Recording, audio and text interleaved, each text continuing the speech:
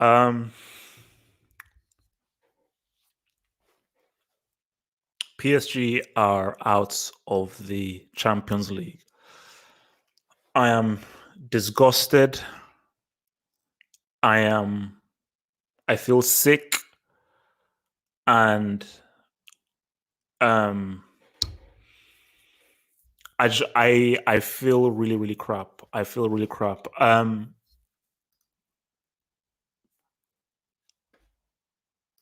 What's an absolute disgrace? What's an absolute disgrace? I wrote notes. Look at this. I wrote notes. I wrote notes here. To look, see, these are all notes. These are all notes. I wrote notes. But based on what has happened,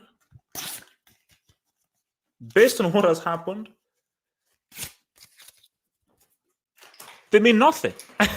They mean nothing. Because all those notes I wrote was when it was 1-0. So all that wrote has, so I wasted my time and writing all of those notes.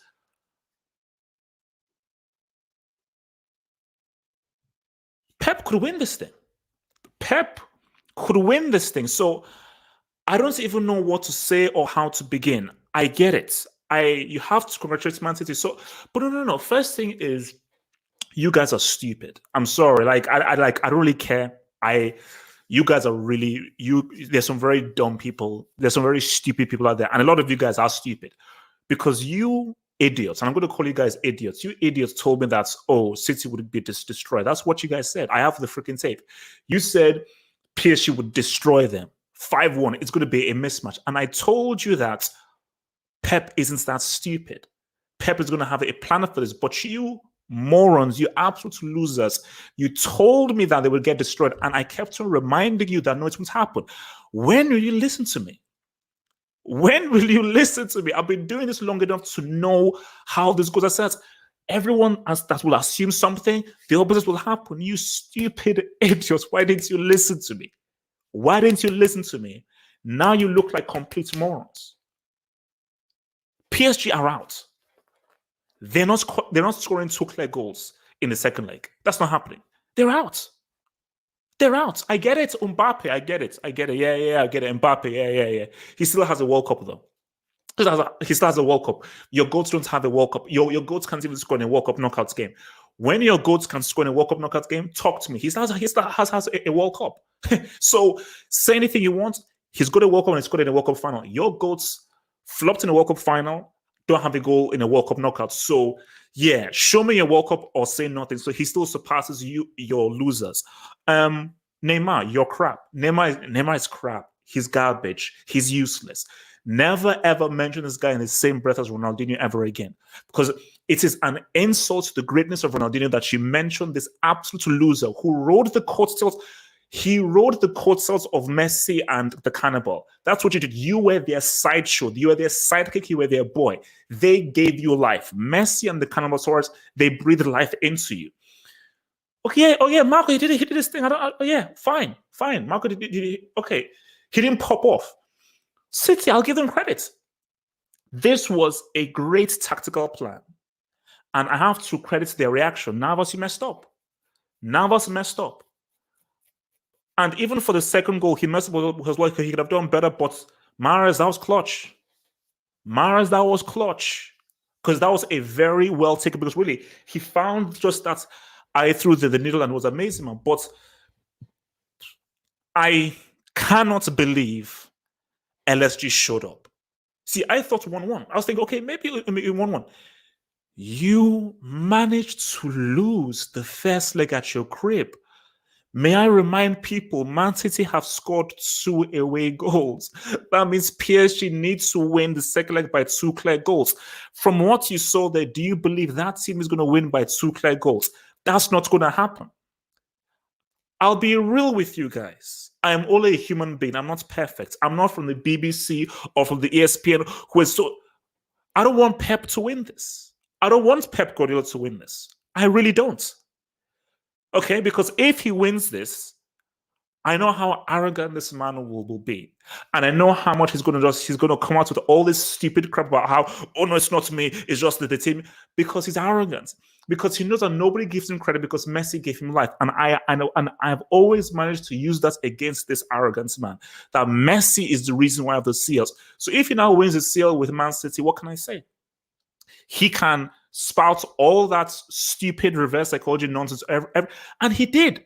Pep, this man used reverse psychology because he talked about how he's scared about Mbappe and he has sleepless nights. What did they freaking do? What did they do? So they're through, guys. Man City are in the final. I don't want to hear anything, guys. I don't think I'll even watch the second leg. Nah, I've got better things to do in my life. I'm not watching the second leg. You can watch the second leg. I'm not. So Chelsea or Real Madrid to face City well done. You're in the final. Cool. Well done. Congratulations. And you know what? I give them their credits. They did their thing. PSG, you make me sick. You make me sick. This is disgraceful. I never want to see this club ever again. I never want to see this club ever again. Because what you did, shameful. Absolutely, you've disgraced yourselves. You've disgraced yourselves. Terrible, crap, garbage. Because things were going with the festival. And look, the only guys that can hold their head up high is Di Maria and Marquinhos and maybe Barca.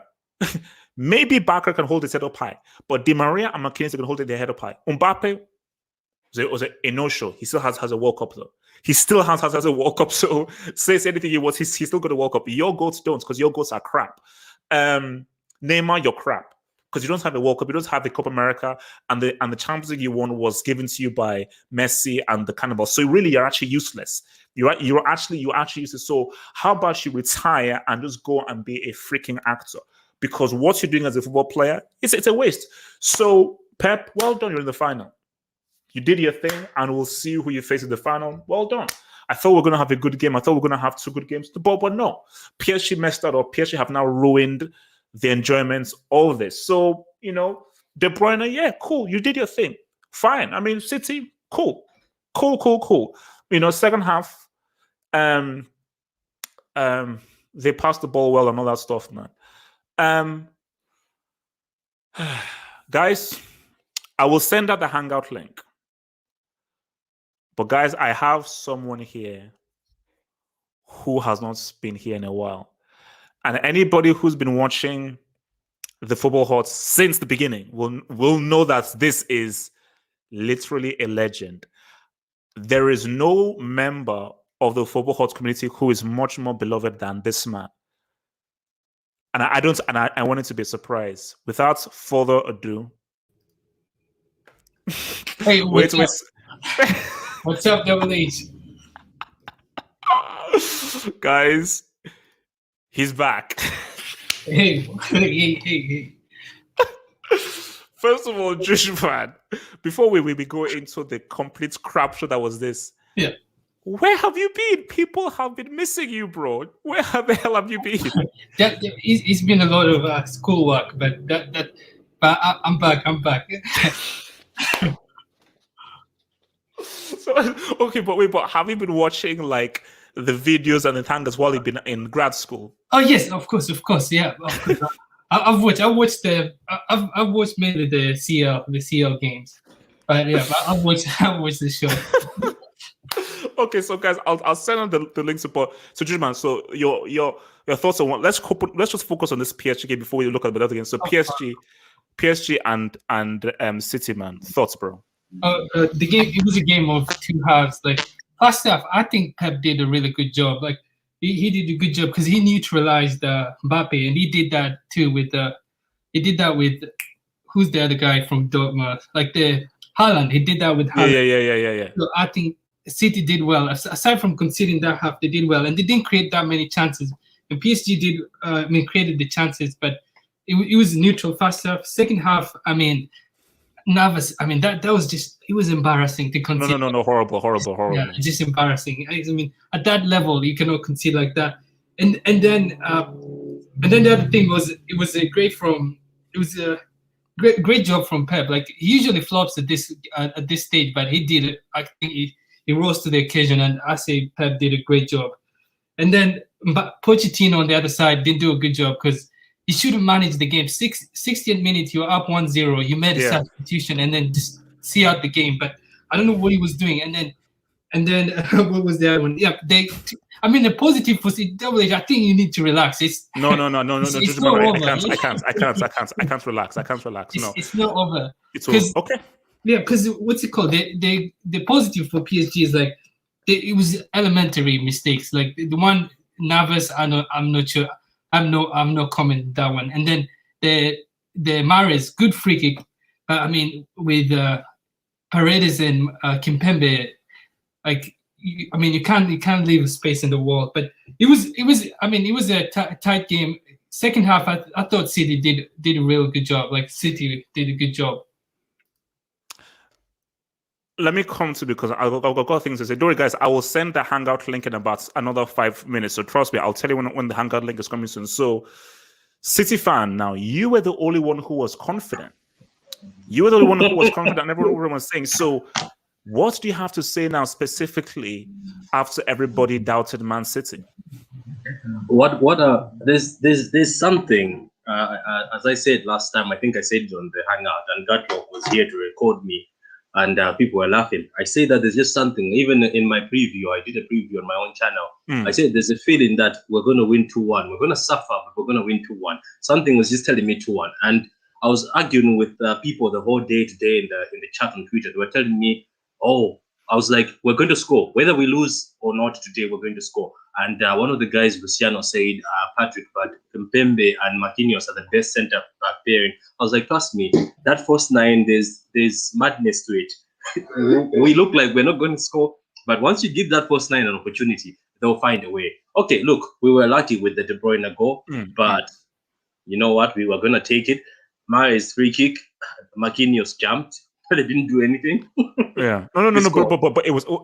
People see the first one. I think that was just a total Navas mistake. The second one, Navas could have done better, but we have to still give credit to Mahrez because he found that gap. It was a very small gap that he found, which was quality. Yeah, but you know what? I also saw your tweet, and because I gave up, I was like, you know what? Because let's be honest, they schooled us. That first half, I was like, what the hell? I've never seen. Look, Chelsea did it, but Chelsea did it a bit with Tuchel in the FA Cup, just a bit. But you've never seen a team so far school Man City like that. I must give props to PSG. They schooled us. Neymar is unplayable. Neymar is just unplayable. But my thing though is that how many chances did those guys create in that first half? Yeah, that's what they were good. It was how many chances did they create? Yeah, that's what my brother told me. That's what my brother texted me. My brother's like, relax. They haven't done anything. Mbappe hasn't done anything. That header just came out of nowhere. He's like, I haven't seen a one-on-one with Diaz and Stones sweating. And I saw your tweet. You said the game is not over yet. The only thing was, like when where Edison had to come out and save it with his legs. That was really it. Like, okay, there were two. When Edison had to save with his legs, and then when Florenzi came into the box, then Neymar came through, and then the ball, and then Rodri puts himself in the way too, and then Neymar fell down. That was so. But if you look at it, yes, there was some nice skills, some nice play, but they didn't open up Man City, and that is because, and that's what I said in my preview. I said that because everyone said, "Oh, City would get destroyed." I said, "No, unless Pep is stupid, which he isn't." He will respect the threat of Mbappe and Neymar, and City will be much more defensively aware. So for PSG, for all the nice passes that they did, they didn't really open them up because City were very defensively strong. Hence why they didn't commit too many men forward, because they were trying to be so compact. So like you have to give credit to Pep. Like Pep prepared for this. Jujuman, talk to me. Oh yes, another mistake. The second half, like I'm not sure why PSG sat back in the beginning. Like the one thing that was helping them in the first half is you have Mbappe like up front, so they cannot because City play really well against deep blocks. So I don't know why they have to sit back. Everyone has to sit back. They should have just let Mbappe go up, hung up there. So he pulls two defenders with him, and they create. PSG should have sat back. Oh no, they should not have sat back. They should have put Mbappe to go up front so that he takes two players with him up that stay up there. But he was defending too, and it just made it easy for City. And then I'll just go back to Pochettino's management. I mean, you have to manage the game. Like if you're winning 1-0, that's a good position. And the game, I mean, it looked like it was just going to be a 1-0 game. No, game over. but judgment, because I want to ask you this: Neymar, do you still believe in this man, Neymar? I mean, he still has. I mean, with Neymar, because it's like it's. I mean, I don't. I mean, I still believe in him. Like, there's no point. He's already like I just have to believe in him because it's like he still has he still has one game to go, but it's like it doesn't look good because after this, I don't know where he goes. Do you really believe that they can turn this around? Do you really believe that they can turn this around? 2 clear goals. Yes, they have to win. See, they have to win by 2 clear goals, and so City will score. But really, their mindset is you have to win by 2 clear goals. Yeah, yes, I think they can win. It'll be tough, but they can win because the one thing with the positive thing that I saw with PSG is Neymar wanted to be on the ball, so that was good. He has a good image, but the tough thing is now they have to approach the game differently because they have to be on the front foot. City don't really need to score. I mean, they don't have to score. They just get one, and I mean, if City get one, I mean, it's game over. It's just too good to be like. It's simple. Like if I say City win, that's just Gentleman. Yeah. I have a question. For you. But first of all, I'd like to say welcome back, Jujuman. Thank you were one of the guys who I used to listen to on the Hangout. Oh, thank you. Oh, no. Wait, Jujuman, do you know how? Okay, can I just say, Jujuman, do you know how popular you are on this? He has no idea. He was one of the guys I listened to. No.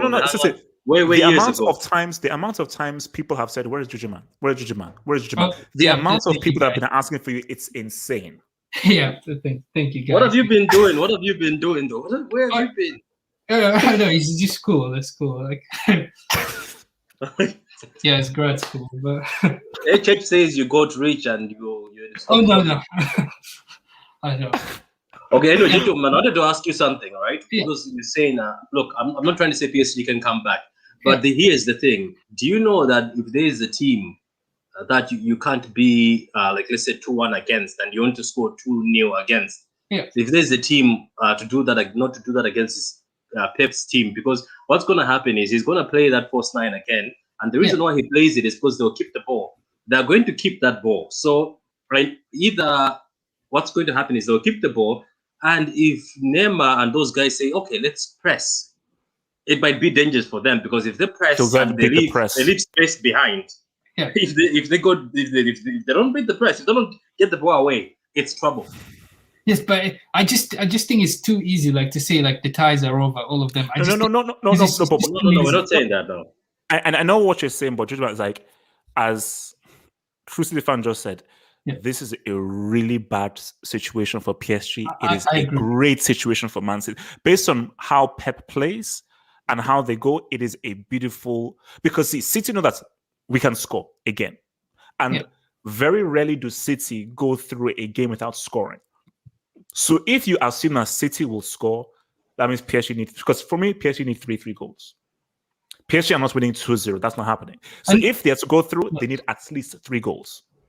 True, but if you look back though, we scored 4 at Camp Nou, they scored 3 at the Allianz, so it's possible for them to score 3. The problem is this City team is, I was impressed defensively. Like I didn't expect Pep team to be that good defensively. Like but so it's like I think the other way I think and true City fan, I think the one way that the PSG can go through is a 2-0. I don't think because if City score fast, I don't think PSG is scoring 3 goals. But do you seriously think 2-0 without City scoring the other way? I think PSG can. No way. I think that's possible, Double H. Because if you look at City's goal, it was a curious moment from Navas, and then that was just the wall. I'm not sure. I mean, these people are professional. I'm not sure why you do that kind of mistake at that level, but it happens, and it was good from Mahrez. But those 2 goals were not like City had a lot of chances, but those 2 goals, I mean, it was not like it was from mistakes. So it's not all bad. And from the one concern for PSG is City did really well defensively. So that's why I I think lack of goals. That's why it might be the problem. Okay, But okay. So before I will soon send the link to you guys. Let me just read these jobs, and then I will send the link to bring in all these other guys who I'm sure will want to see judgment. So from Jay Jokin, who says, "I thought Verratti was a good player. He's so bad. Well, he was quality in that first half. Second half, him as well as other people flopped. But it is what it is. So he wasn't the only guy that flopped, but every other guy in that second half they flopped." And from Daniel Henkel, who says, "Imagine Poch loses Uber Eats and the UCL. Daniel, that's about to happen. Daniel, that is going to happen because I do see Leo winning their games, winning the UCL, and especially if it's Leo. And if they're to go out, see, I would sack him. Pochettino, you could just come in and get sacked because if you go out of the semi the way in this man against Man City and you don't win Uber Eats, you are sacked. I will sack you." From RD717, thanks for the dub. Says, "You can't call yourself the GOAT football analyst if you let Mbappe off the hook. That dude was the worst player on the pitch. Hashtag LS. Bradley. Is this your prodigy?" RD7, okay. Mbappe has a World Cup. I'll still say he has a World Cup. But Mbappe he was bad, I'll say it. He was bad. I have to always give the asterisk of a World Cup because I just need to do this against any haters who want, so just so that people don't get it twisted, but 100% Mbappe was bad. Got dispossessed, couldn't dribble, had no effect on the game. You could argue like he was one of the worst players on the pitch for sure. It was not a good showing by Mbappe. It wasn't. Okay, be real. It wasn't a good showing from Mbappe. From Brian K002 says, "KDB finally scored in a CL semi. It was a goal, even if it was a weird goal because it's not a goal that should have been scored. At the end of the day, technically speaking, he did score, but not only did he score, I think De Bruyne was actually one of the better players in that game. So De Bruyne, you have the dub." Miguel Rabinez says, "Welcome back, Juju man." Yeah. oh, thank you. from Amateur Critical says, "KDB, historic stinker, but got UEFA man of the match." Shakes my head. I don't know what game you were watching. That was not a stinker. It wasn't the greatest game, but that was actually a pretty good game from De Bruyne. And I think that he really was one of the guys that was really leading City ahead in that game. And so, no, I think De Bruyne had like a decent game. Totally Awesome says, "Can't believe we lost to this LSG. Hashtag Juju man is back." And from Martin Rosario, thanks for the door, Martin Rosario. "To be fair, City scored on 2 mistakes. This isn't over. It is. But good job by them. Also, welcome back, Juju man. I've not forgotten what he said about Cristiano Ronaldo. Will be lucky to score 20 goals for the 1920 season. Be humble." Yeah, Martin Rosario. Oh man, that's crazy. Okay, he's finished. But I don't want to get in trouble. I won't say anything. I won't say anything. Oh man, Susan, this just brings back memories, man. It brings back memories. Okay, so guys, I'm going to send the link, man. Okay, let me just send the link. So guys, the link to the Hangout has been sent. The link to the Hangout has been sent. The link to the Hangout has been sent. So guys, click the link. Click the link. If you want to join in, click the link. The link to the Hangout has been sent. The link to Where's the Hangout Gatlock? Where's Gatlock? Bring Gatlock here. Oh.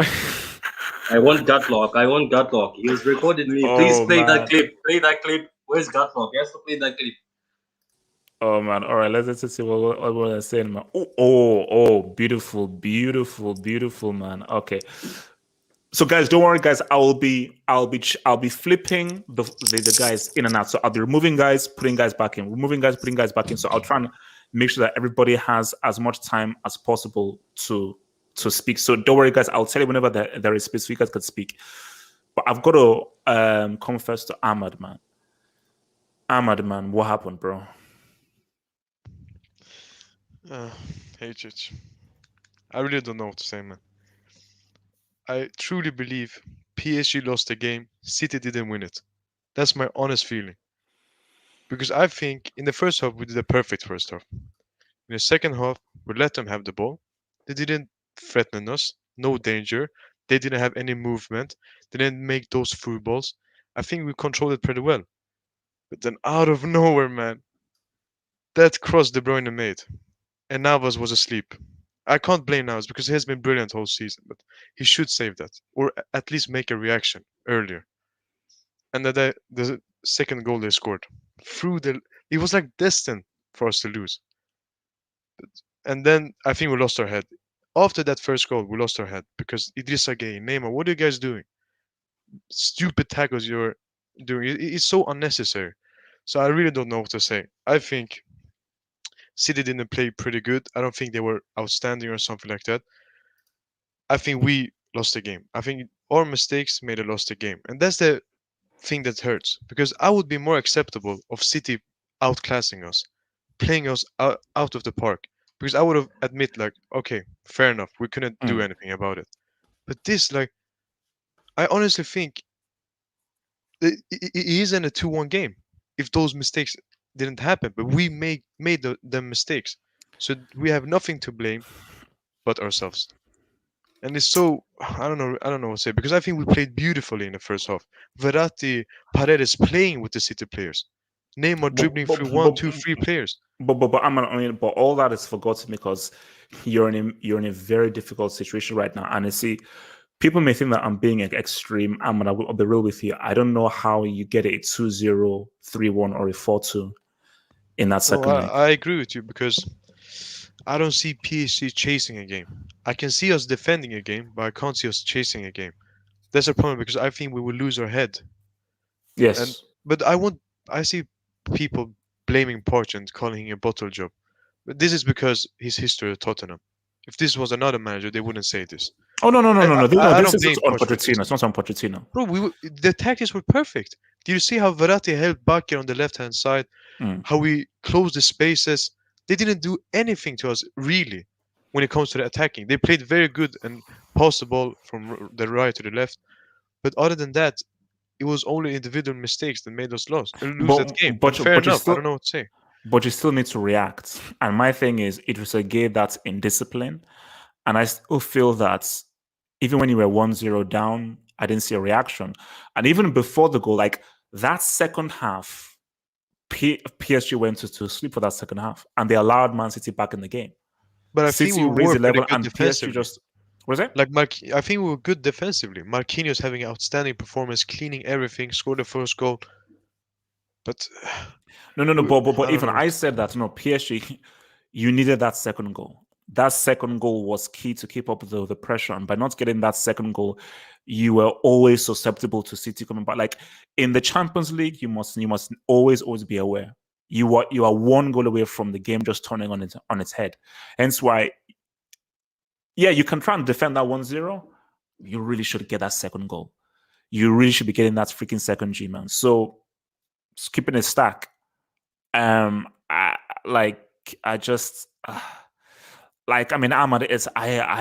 think it's over, man. This is not a good result. This is not a good result. It's a terrible result because it's at home. But to be honest, our home record this season in the Champions League has been like Liverpool at Anfield. We have nearly lost every game at home in the Champions League. So I have a bit of hope in that sense. But just, I don't know what to say. I think I'm just glad because I turned off the TV after Idrissa Gueye red card. So I'm happy when I saw that scoreline that it was still 2-1. Because I thought we would lose our head, overcommit, make stupid tackles, maybe another red. Neymar was close on another red. But it's only 2-1. We can make a comeback of it. I'm not confident, but it still can happen. And with the players we got, I think PSG is the only team who can make that type of comeback right now. So, but I don't know. I think PSG lost the game. City didn't win it. They win it theoretically, but like. Okay, let me bring in your boy Moma. So Moma, talk to me about the game, man. Mo. Zoom in on my avatar, please. No, I'm not. I won't. Okay, Undisputed, talk to me about the game. What in God's name? First of all, Juju man, you're my hero, and you opened my eyes on Cristiano. So thank you for being here. Oh yeah, you're welcome. Everything you say beat me is to true, it, bro. and, You beat me to it. Like this guy is literally the prophet of football itself. Yeah, I was Anyway. abused for that, by the way. You're right. You've always been right. You've always been right. Even this brick beside you, HH, he has so many brick takes, but he's right about Cristiano. Anyway, HH, your narratives are in the mud. I'm sorry. It is over. Pep Guardiola is on his way to become the greatest manager of all time, and there's nothing you can do Bro, about relax. There is nothing you can do about it. HH, it's going to happen. Third Champions League without Messi. HH, it's over. Your channel is done. As for Kylian Undisputed, Mbappe, I'm blaming it on you. Henceforth, anything that goes wrong is your fault. Just shut the mouth. no, guy. As for Mbappe, this guy, if he's not given any space, what does he do? He was given acres of space against Bayern and Barca. Same against Argentina at the World Cup. But when he goes up against a defensive team, Uruguay, Belgium, as a striker, I think if he goes up as a defensive, I think especially as a striker, it's difficult because he's not a striker. He's not a striker. But it was nasty. It wasn't the previous game from Mbappe. It's difficult for me to see this guy as one of the greatest ever, man. I mean, I get it. He's fast and he's got big game performances, but just too technically limited, man, compared to this guy. To your horsemen, Zizou, R9, Maradona, too technically limited. You gotta admit it. And I don't think there will ever be any way for him to fix that. Again, another narrative in the mud, KDB showing up. If this guy wins a Champions League as well, that will be another narrative in the mud. HH, you're going down. I'm sorry, but you are going down. No. Look, I mean, Chelsea are in the final, so don't hold your horses, bro. I will laugh if HH's Chelsea loses to Pep in the final. I wonder if he'll do a post-match stream then. No. Or even a post-match reaction. No, I doubt. So, no. Okay, so in your view, it's over, or do you think PSG can still come back, or do you think it's over? Because PSG is going to have to play an open game in the second half, and Man City excel in an open game because they'll just keep the ball, and PSG will get tired of pressing. It's like Real Madrid last year, who lost, I think, with a similar scoreline at the Bernabeu, 1-2. Then they went to the Etihad, and City just passed the ball around them all game, and they couldn't build up an attack. Because in an open game, City are just so good at keeping the ball. It's exhausting to try to keep up with them. They had to keep the lead. But unfortunately, I think Pep is through to the final, and Pep is winning his third Champions League. Okay. Let me. So guys, can I get this nice and quick and concise so we can talk about the Chelsea game. So Joe, talk to me, man. Joe. Okay, so first of all, just like Undisputed did, I have to pay my respects to one of the legends of the game, the man that carried the football heart on his head when this brick was being a brick from the beginning. One of the originators of the agendas of the football heart. This dude, Juju, man, thank you very much for all you've done for this heart and how far we've gone. Guys, we're coming up on 22K subs. Hit the like button, subscribe. But apart from that, No, wait. Juju, man, can you see how much you are loved? Oh here? yeah, yes. Thanks, Dr. J. I remember all the agendas and how he used to switch, but his switching from clubs used to make sense, unlike someone else in the hangout. Hey, relax, please, relax. Oh man, yeah. Continue. Okay, Yeah, talk to me about. But yeah, HH, is this your prodigy? Are you not entertained? No, I'm not actually. Your boy Pep is a fraud. He's still a fraud. So he's still left. He's not doing anything. And even if Man City were average tonight, let's not get this twisted. And that's They were the annoying thing. PSG totally dominated that first half. They played them off the park. The problem is Pochettino is inexperienced in the sense that those results he got with Tottenham were flukes. Let's not get it twisted. They were flukes. They were the underdogs. Pochettino has never been in a team where he's the favorite. And so when they went 1-0 up, they sat deep. And you could hear the commentators. Shout out to those two commentators today, Jim Beglin and Peter Drury. They were absolutely amazing. But at the same time, they said it immediately. PSG sat deep after the first half. They said it. They were letting City come on them. And the example they gave was City is used to this in the Premier League. teams sit deep, let them come onto them, and they kept growing into the game. And what happens? 2 mistakes. Usually, And remember what see. I said, PSG, you have to go for the second. You have to go for that second goal.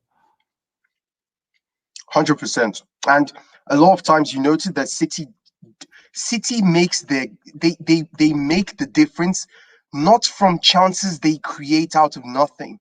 It's usually team mistakes. Look at what happened against Dortmund. Look at how they beat Madrid the last time. Usually it's mistakes, and that's what happened again. So at the end of the day, they were average. Neymar totally clowned their midfield and defense. Di Maria made this dude, what's his name? Foden and Cancelo look like dummies, and they had to sub Cancelo off. Credit to Pep for what he did in that sub and the halftime talk, but he's still a fraud. So the short story, PSG flopped because they're very unprofessional. You could see even from the beginning of the game when the camera panned, when the UEFA theme, the champions, Mbappe was already smiling. I was like, oh my God, we're in for a disaster. I thought they were absolutely going to destroy City and run them ragged, hoodwinked, led astray. But as you said, it wasn't. So I hold my L. At the same time, City were average. PSG are definitely winning this tie. And even if PSG are definitely coming back, I predict a total smash and grab. So you're smoking weed, man. You're smoking weed. Bro, I couldn't care less. If it gets the job done, it does. So 4-1 second leg. And if City go through, Chelsea are absolutely smashing them in that final.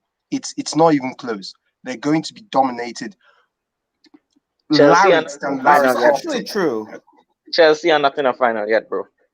That's the whole point. If it's not Chelsea and it's Madrid, it's even worse. So you're not facing Madrid in the final and winning.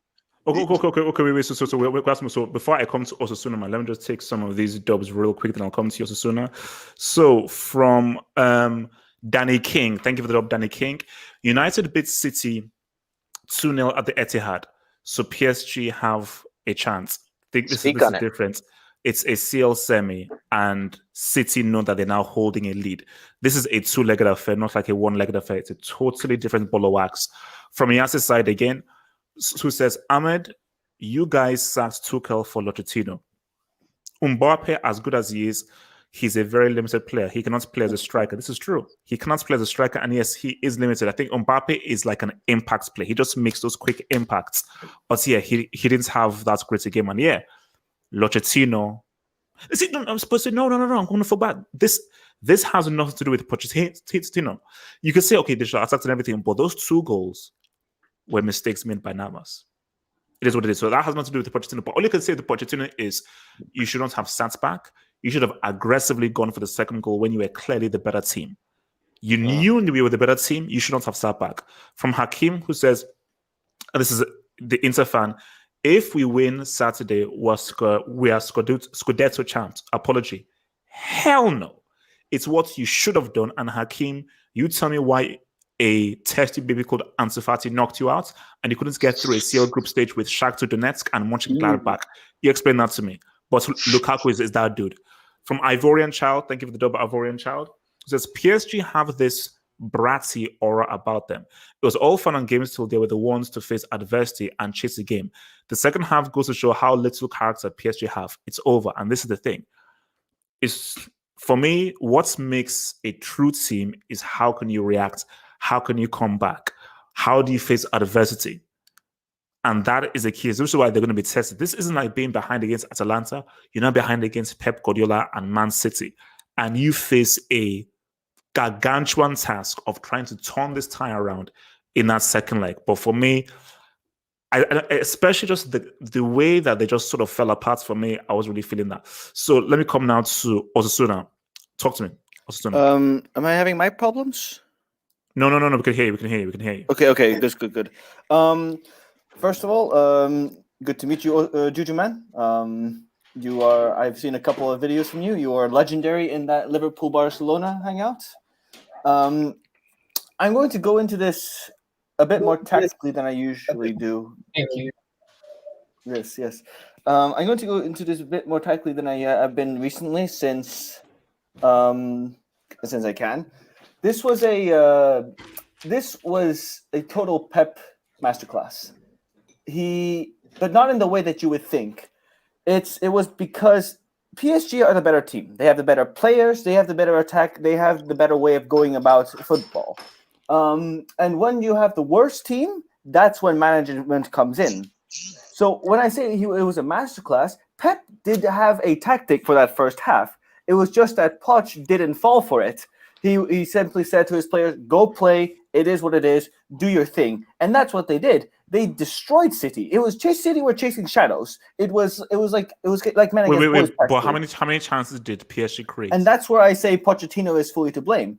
When you have talented players like this, you need some kind of tactic in order to break them down. You can't just say to them, "Hey, dribble. This is what you guys can do. You will score in some way." You need some sort of positioning in order to break a defense down. Which is why, what was his tactics? What was the tactics to break City down? There was none. It came from a set piece, the goal.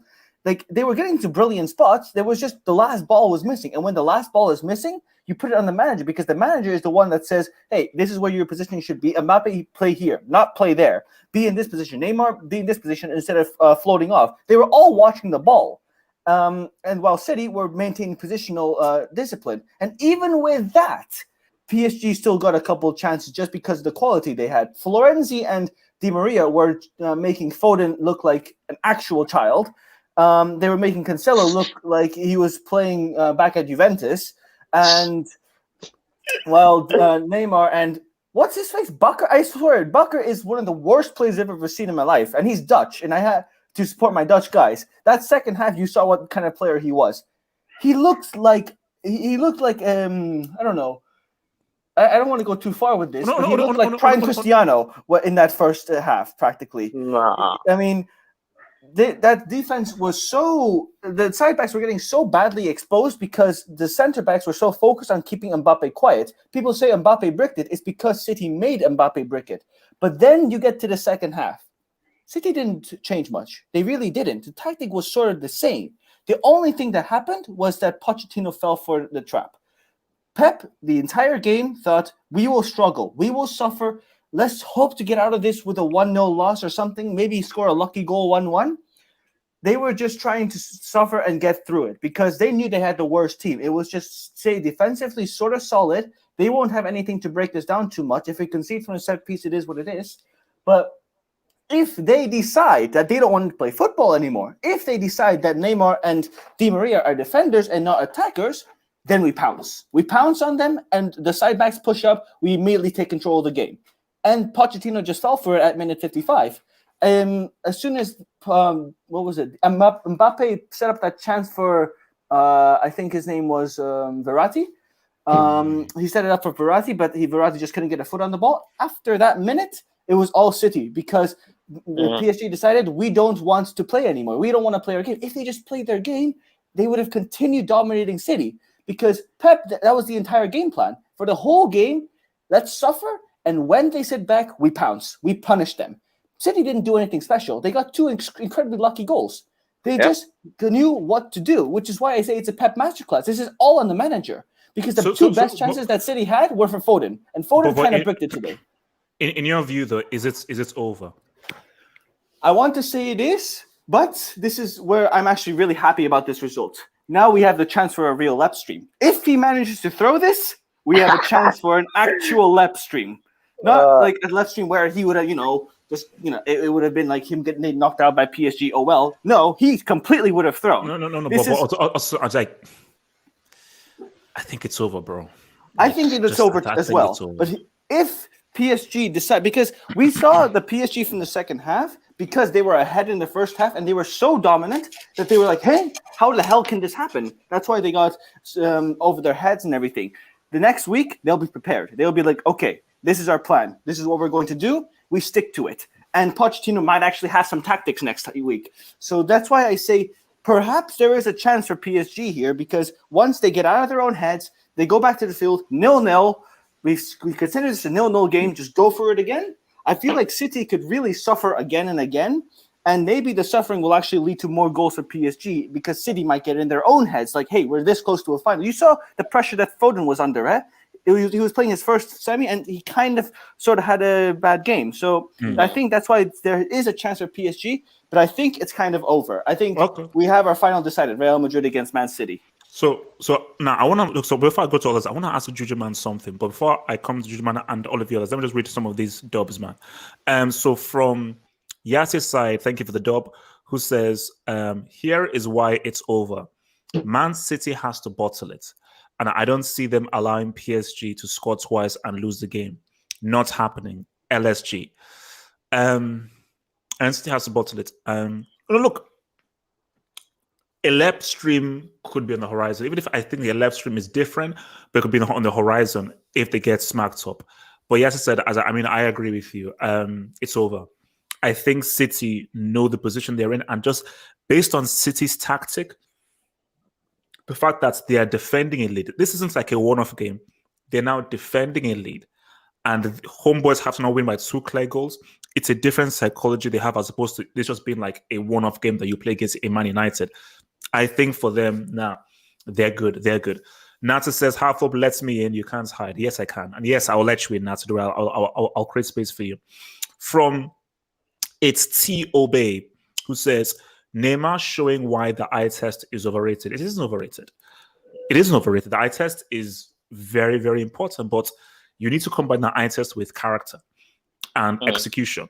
So the thing that Neymar just failed to really execute with the eye test. No, but the eye test is still undefeated, bro.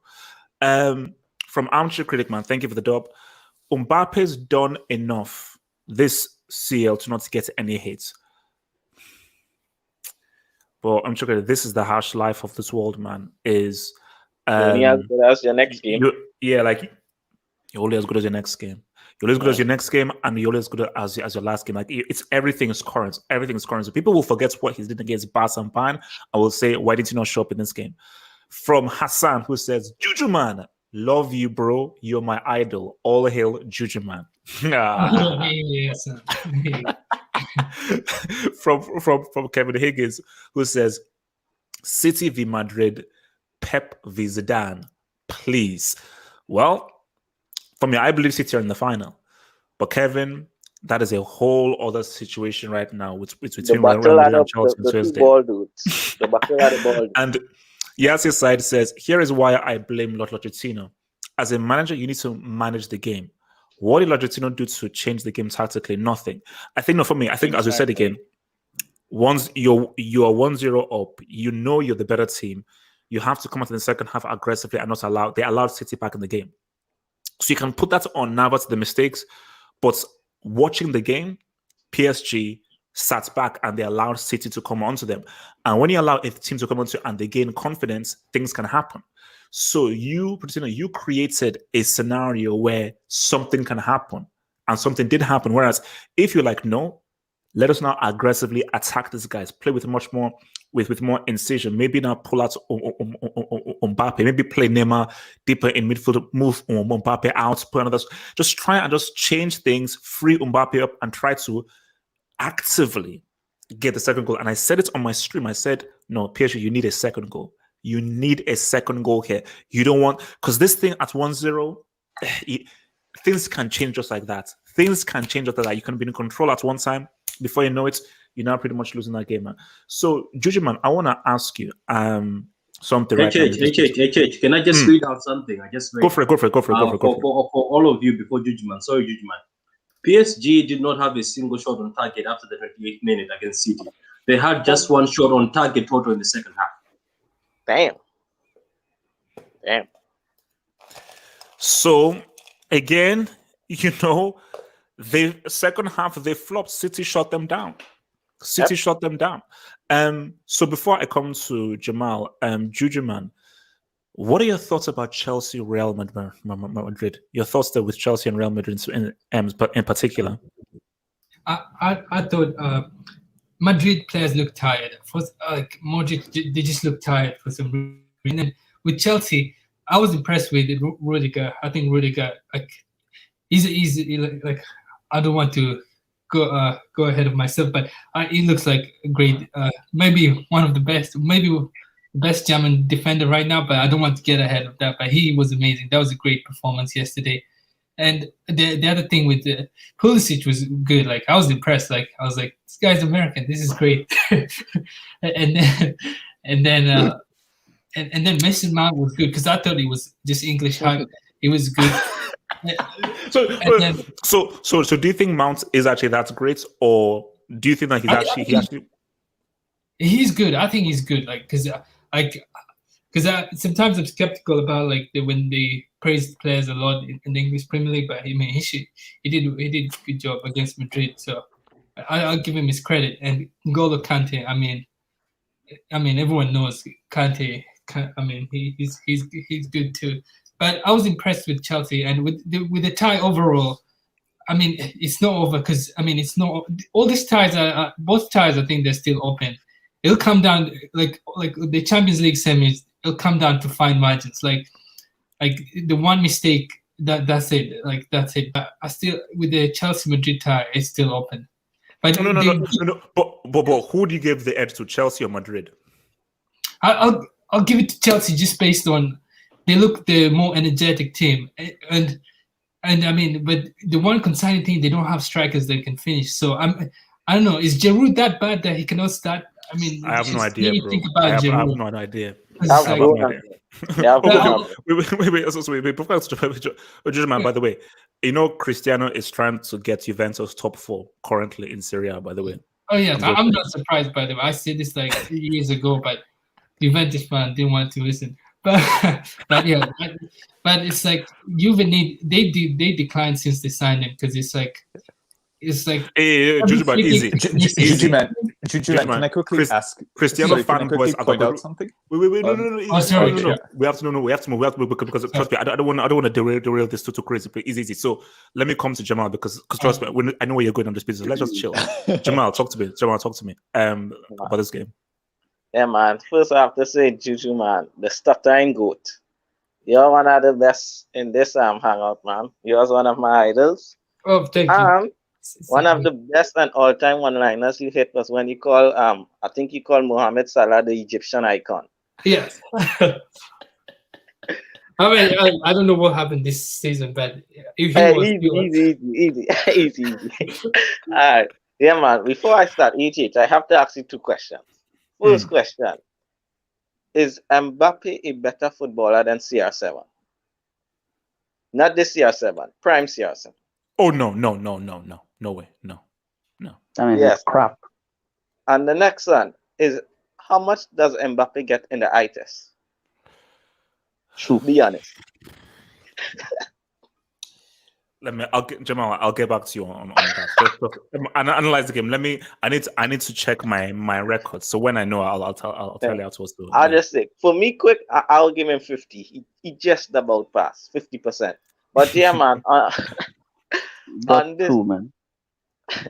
On this game, man. I mean, I thought how PSG started. I really thought PSG had this game in the bag, man.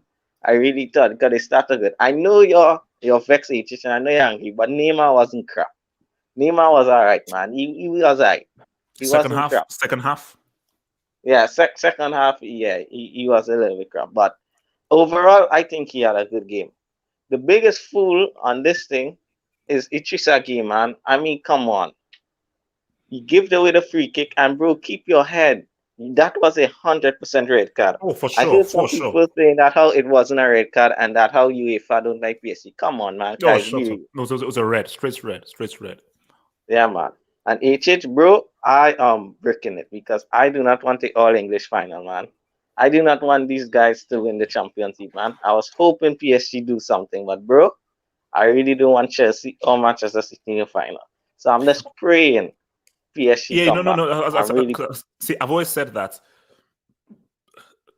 The only Champions League final that I would actually accept, which we've never had, of 2 teams from the same league is Barcelona, Real Madrid. Yeah. That is a CL final that, you know what, that would actually be amazing. But apart from that, I didn't like Milan, Juventus. I didn't like Dortmund against Bayern. I didn't like the Chelsea Man U game. That wasn't a great game. It was like war. It was like guys fighting in the pub. So and Liverpool Tottenham was an awful game. So that was trash. Yes. So my thing is that Chelsea Man City, like we see this in the Premier League, FA Cup, and so forth. So, but my thing right now is Chelsea have a really good opportunity. Like when I just looked at that game, it ain't over.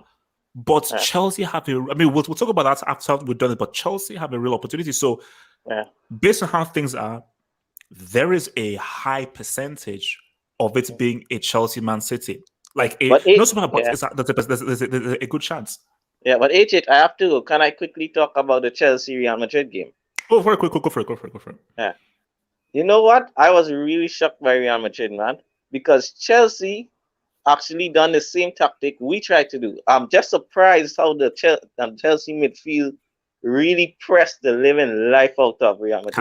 Can't say. I mean, can't he make Modric look like Gollum Part 2? He looked like Gollum, man. Bro, Kante was playing like a African man on steroids, man. This guy was everywhere. Money. And come on, Pulisic, man. I know he had a poor season, but this guy turns up. And he is a quality player. But it ain't over, man. I still think the old dogs, Big Benz, I still think Real Madrid have to say something. And before I go, Timo Werner, bless his soul. This guy's playing against us. He's playing against you guys. He's a double agent. He's a double agent, man. This guy without pace, I don't know what this guy was. What job he would have done. This guy is horrible. And even if he was a fruit seller, he'd still drop the fruit. So that's the issue. More okay. Look, let me bring this good man. Peace. Natsa, man. Natsa. Talk to me. By the way, Juju man, it's a pleasure because I've never spoken to you before. It's a pleasure, bro. Same. You're probably the best Hangout member ever, so pleasure, bro. Same. By the way, where is that AVI on Undisputed? Because it looks absolutely horrible. Like, what the hell is that? No, it's actually a real picture. It's nothing photoshopped or anything. I don't know if you guys are aware of this. What's the point? Natsa, just talk. He's sad, man. He's sad. HH, when you said that was indefinitely banned from the Hangout if Pep wins the final, I think you're actually saying the truth. You're probably saying the truth because if Pep wins his final, HH. Today, what I saw today is PSG becoming LSG. And who did that to PSG? Pep did that to PSG. He made LSG come back again, and they bought because the first half. Was it Pep or was it Navas? Be truthful. Was it Pep or was it Navas? But Pep probably put some black magic into Navas's head, and witchcraft or whatever he did to Navas make that mistake. But we did it, HH. We did it, HH. Because this, I'm calling out. Maybe there might be receipts in the future, but I think this tie is over. Gladlock, clip this. This tie is over, Gladlock. There's no way we're losing this tie. Our defense today, Ruben Diaz today. First of all, HH, what was Neymar and your Mbappe? De Bruyne showed up today. What was Neymar and Mbappe? No, look. I'll give it to you. Neymar, there was some nice moves here and there, but this is what I said to people. PSG didn't really open up Man City. And this is what I said in my preview that Di Maria was the best player in my opinion today. 100%. But like I said in my preview that Pep isn't stupid. Pep isn't just going to play all out, open space and just give this guy space. So you can see that Pep did his homework, which I knew he would do, and say, no, we are going to restrict the space that these guys have and make it difficult for them to fall through, and we will not give them any transitions. City defended very well. They were defended very well. Even Ruben Diaz, because I was hearing before the game, Kimpembe was better than Ruben Diaz. Did you see what Ruben Diaz did to Mbappe? He completely and utterly shut him down. That pace that he had, everybody talks about Mbappe. Mbappe looked like a Class A brick today. Nothing else. He looked like a Class A brick. Plus, before this game, I was hearing, what was I hearing, HH? You even said it yourself. What was I hearing? 3-0 to PSG. Mo said 3-0 to PSG. I never said that. I can remember some few other people saying. I think it was. I had 4-1. I had 3-0. I had many 3-0s. I had many 3-0s. Put some respect. Because if we win this final, you guys are gonna go hide in space. Because people wanted the Lep stream so badly this year, and it didn't happen. People wanted the HH to absolutely bully Pep out of this. They tried to bully us, but it didn't happen. I'm satisfied. But when we go through that final, I'm confident as Chelsea and PSG. Real Madrid. The way we played today, if we play our best lineup, because the day when Chelsea beat us, we didn't play our best lineup. We didn't play the false nine. We play with Gabriel Jesus and Sterling and Ferran Torres. And I said already, I'm not going to overreact because I already know these guys are not actually that good. They're not our main players. But if these three play, Bernardo, Mahrez, because Mahrez showed up today. Mahrez showed up. He bowled. So I have a question for Nazar. Do you think like City are going through? I mean, two away. Look, they're gonna have to score 2 goals. 2 goals. And defensively this year, like we snuff people out. Ruben Diaz has shown that he can snuff the best players out. He snuffed Haaland out. Right now he snuffed Mbappe. He snuffed Mbappe in the international as well. He's against France. So the real threat is Neymar right now. That's the guy, and Di Maria. I don't think Mbappe can break down a team. That's all I'm saying. True, but true. I look at like sorry to cut, but I look at from this point like PSG went through Manchester United. They were in the group of death, United and Leipzig.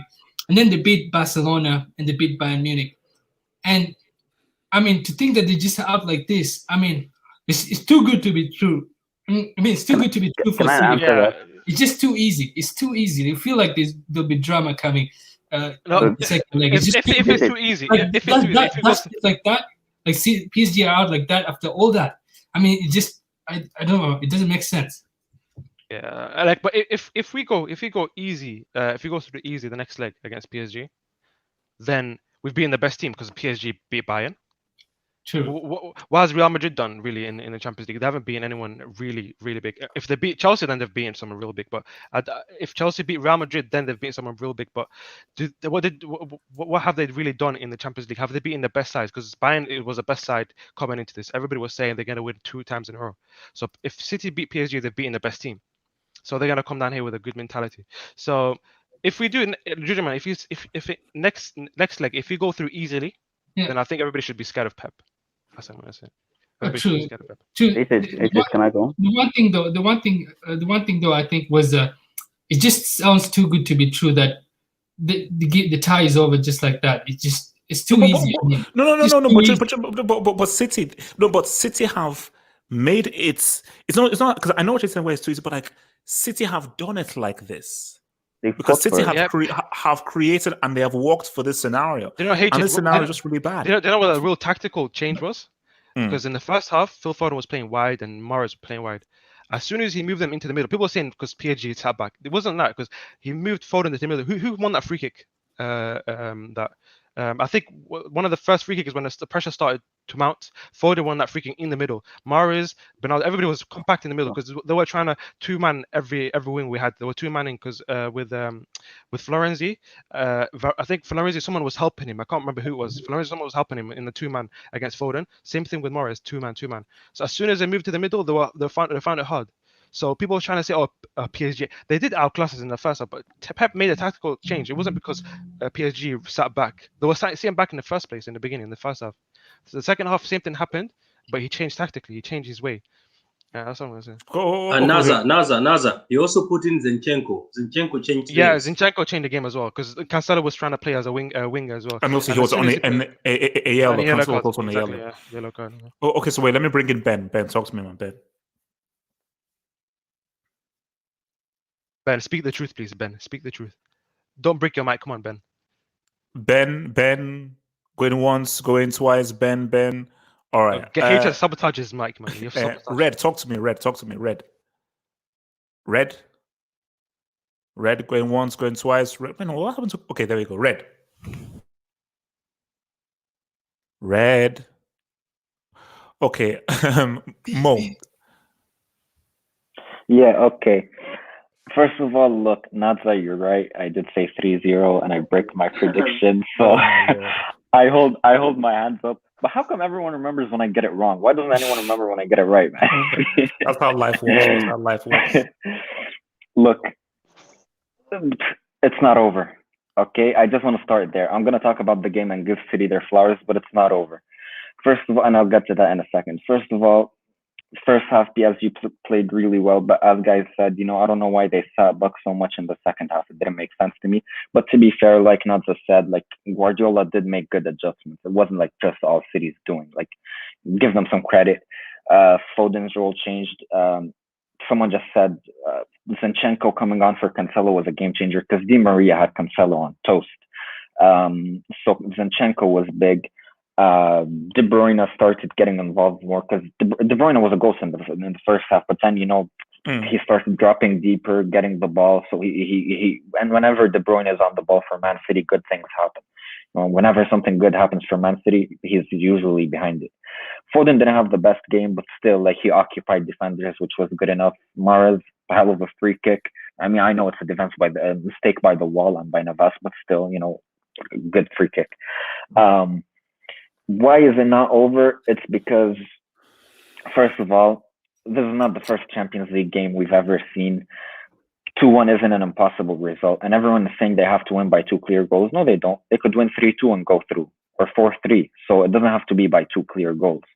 And even if it were by 2 clear goals, it's still impossible. First of all, I just want to say something. All the hate on Mbappe, like, he put 4 past Barca, he put 2 past Bayern. At least before what did they have in common, though? What did they have in wait, hold on. Oh, not some mute your mic, man. They all play attackingly. Not some mute least your mic. wait. All I want to say is at least wait till after the second leg before you talk. Because if he goes to the Etihad and scores like 3 or somehow, inspires the PSG comeback, the amount of receipts that are going to come just from this hangout is unbelievable. So just, don't be too reactionary. Hold your horses a bit. But more, I think that when you look at how Pep plays, City play, how, they'll keep the ball and manage the game, it's a difficult situation. Do you really see this team conceding 3 goals when they know that they're ahead in the tie? Look, I just don't, First of all, even though what happened in the second half completely changes everything, we cannot ignore the performance that PSG had in the first half. Because if they have a similar performance in the second leg, but actually put their chances away, it's a different game. And you never know what could happen. More. Let's assess that first half performance. Because I think people are a bit confused about first half performance. City did defend well, but how many clear-cut chances? I can You count don't always need 2. clear-cut. You don't always need clear-cut chances to score. You playing well is you are putting pressure on the defense and you are breaking the line. That is when, like, okay, you're really. They didn't open them up. They played well. They did nice stuff, but you didn't open them up. Like, but they still could have scored. I counted 2 chances. No, but you don't always need a clear cut. Like, it could come from a corner. It could come, like, you never know. What if they get 2 penalties, like, or a penalty, or Neymar scores an amazing free kick? Like, hell, Barca lost 4-0 to PSG, and just a bit of Neymar magic in the last 8 minutes of the second leg for Barca turned the whole thing around. So you can't just completely count them out. And 2-1 isn't the biggest deficit. It's 1 goal. But they were home today. It's a very big ask to come back from. It's 2 away goals. 2 away goals. It's a big ask, but if you look at PSG, that's messed up. What? That's messed up. But if you look at PSG, they've been playing much better away. I mean, look at how they played versus Barca at home. Awful, but they score 4 away. They score 3 away versus Bayern. Barcelona, they come home and lose 1-0. It's Barcelona. Okay, Bayern. They're defensively bricks. Everybody knows that. Oh, so now Bayern are just been the best defensive team in Europe this year. Just because PSG made it look, easy doesn't mean it was. You should put some respect on Bayern. They're the champions right now. Haaland scored 2 early goals against Bayern. Okay. Wait. More round us because we need to go with some other guys. Yeah, so I know what Ruben Diaz did to Haaland, but you can't compare Dortmund to PSG. They don't have half the weapons that PSG before you move on, I'll just give you 2 examples very quick. Haaland against Bayern Munich in the league, he scored 2 quick goals, and that's Dortmund. And Ruben Diaz snuffed out Haaland. So, but what PSG did Bayern, I predicted that. I said PSG were going to beat Bayern Munich because they were just set up for Mbappe and Neymar and Di Maria and Verratti. I'm not Verratti, sorry, but those 3, they're very good in the counter-attack. It was set up. So I'm not really surprised. Bayern were always going to lose that game, and I predicted it. So I thought PSG would win too, but all I'm saying, it doesn't mean anything. Like, if Diaz defended Haaland and Haaland scored versus Bayern, it doesn't mean anything. Like HH says, 1 + 1 doesn't always equal 2 in football. Okay, so before I come to Red, Yo, with it's this, Jim let me- back, by the way. Okay, I'm yeah, let me back just hit these jobs and then I'll come to you guys, man. So, from Chelsea's Babalao, who says Werner has blood on his hands if we don't go through. Werner is the ops. If Werner plays next week, I'm turning off the television or I'm breaking the TV. And yes, Are we going Werner to talk about that game? Oh no, we will. Don't worry, we will. He'll be hold up on Espionage challenge. We will. But yeah, you are right. From Martin Rosario, I honestly think Mane will be on the hangouts if City win the CL rather than Natsa. Whoever LL can tolerate, laugh my ass off. You know what? Neither of them. I said again, if City win this, Mane and Natsa, they'll be banned indefinitely from the hangouts because those are the last two guys I want to hear from because Mane would be an unbearable, man. From Josh Bourne, who says, HH, Lep has to be the most popular manager in football hot history. Oh, no. Lep helped build this channel. Lep helped build, and literally, Lep goes all the way back to 2010, the second leg semi against Mourinho, one of my very earliest videos. So Lep, trust me, I actually owe Lep a lot for this channel's growth, man. So yeah, bastard. Like if Pep wins this CL, man, that'll be awful, man. That'll just be awful. Mohammed Noor says, HH, need to put respect on Pep for the second half. No, I don't. Like, okay, cool, you played well, you did your thing, but HH, Navas messed up. Someone in the chat said I only show up when City win. Is that true? Because I showed up in the FA Cup semi-final. Did I not show up in the FA Cup semi-final? Live chats. You're right. He really shows up when they win. God, Live chats. And from Daniel Jones Ortega, thank you, man, Football Hub member. Juju man, you absolute legend. Glad you're doing well. Juju man. Same, Daniel. Okay, Red, talk to me. Yo, yeah. So this game played out exactly how I thought it would. Like I told you, City's a more balanced team. City have the ability to nullify another team's strengths, right? The City have that ability. They did what they did to us, like when they beat us last season. How they saw Pep identified Casemiro, Benzema, marked these guys out the game, and he did that. He wasn't able to mark out Neymar, but guess what? We'll mark out Neymar's target, Mbappe. Overall, I feel just one quick thing about Mbappe. He's getting way too much hate. Not fair. He was actually quality for what little he did get. Like he did put Diaz on his ass and almost did that cutback for Verratti where like that was quality from him. So I don't think it's all solely to blame on him. I'm not going to say like it was just a pacemaker. No, he's got techers. He's nice with the ball. He's a baller. But overall, just when you're one individual, what can you do against a well-oiled team, right? An organized machine that's working, like, you know what I mean? Like that's what City are. Is that, you know what we'll do is be patient with the ball. We'll play our style of football, and we'll make sure that they see as like we won't let Neymar and these guys see much of the ball. For me personally, the biggest culprit in this match and who I blame is Pochettino. My guy, like you did nothing. You absolutely did nothing in this tie. Their goal came off of a corner kick, which was from Di Maria to Marquinhos. So that's like I'm gonna write that off to just the players just being quality. Defending wise, your players committed. Like here's the thing: when City scored the first goal, when they started spamming in those diagonal balls into the box, like PSG folded. It was chaos. Backer was running into Navas. Like they had no idea what to do anymore. They folded under pressure. And man, that's on the manager. Do you want to know why? Because these players don't know what to do. Okay, they have the ball, just occupy. We know what City are trying to do. We're gonna occupy these spaces, make sure we get the ball back, and then we're gonna play 1, 2, 3, and then we get into the final third. That did that happen? No, we just saw it, like them constantly fold. So for that alone, I think that City, they deserve to go through. Overall, even though people are going to say it's scrappy. So was this more PSG's mistakes or give credits to De Bruyne, Mahrez, and Pep? No, I'll give. Look for the players. Look, whenever it comes to like these two ties where it's quality against quality, it's going to be scrappy, guys. I'm sorry, no player. De Bruyne is not going to dribble past half the team and then just slot at top bins, bro. Like he's not going to be able to do that because he's playing against the best team in France, arguably. So it's always going to be scrappy. I give credit to who? I'll give credit to Pep. That's who I give the credit to the win to. Overall, he set up the players the way he did. Overall, I thought his game management he did pretty well. He responded well. He didn't let PSG really comfortably take over the game once they went 1-0 up in that first half. City struggled. They were surviving in that first half, but they did it.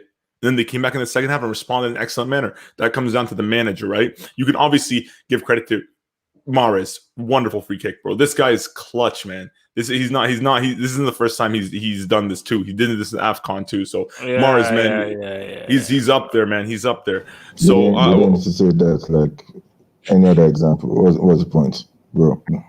Pardon? It was against Nigeria. Oh yeah, he did do it against Nigeria. Shoot, I forgot. I'm so sorry. I honestly didn't remember. I honestly forgot. You have to apologize. Yeah, no, seriously. My bad to my Nigerian brothers out there, but like what I mean to say is like this was quality from City, man. Like you can't hate, and like bro, just enjoy the win, man. People are gonna hate. You're 2 wins away from a final, so people are gonna call you cocky or whatever. It is what it is, bro. Yeah, bro. I'm just saying Chelsea are gonna win the Champions League final. I mean, Chelsea. Look, here's the thing. No, Chelsea are 2 games away. Real Madrid are 2 games away. PSG are 2 games away, 2 wins away from a final. It's there. Anybody who's in the semifinals right now, even for a PSG fan, have faith, man. You're only literally 2 games away. The thing is, I want to talk about, can PSG come back? Yes, and I'll tell you why. Because they have Neymar and Mbappe, because they have Verratti. Like individual talent, if it's motivated, if it comes in motivated with intent, with revenge, they could do damage. So I can't say 100% in like give you an actual like factual argument. Well, Pochettino has done this and Neymar. I can't give you these kind of numbers because there's no really. Don't forget, Neymar's a remontada king.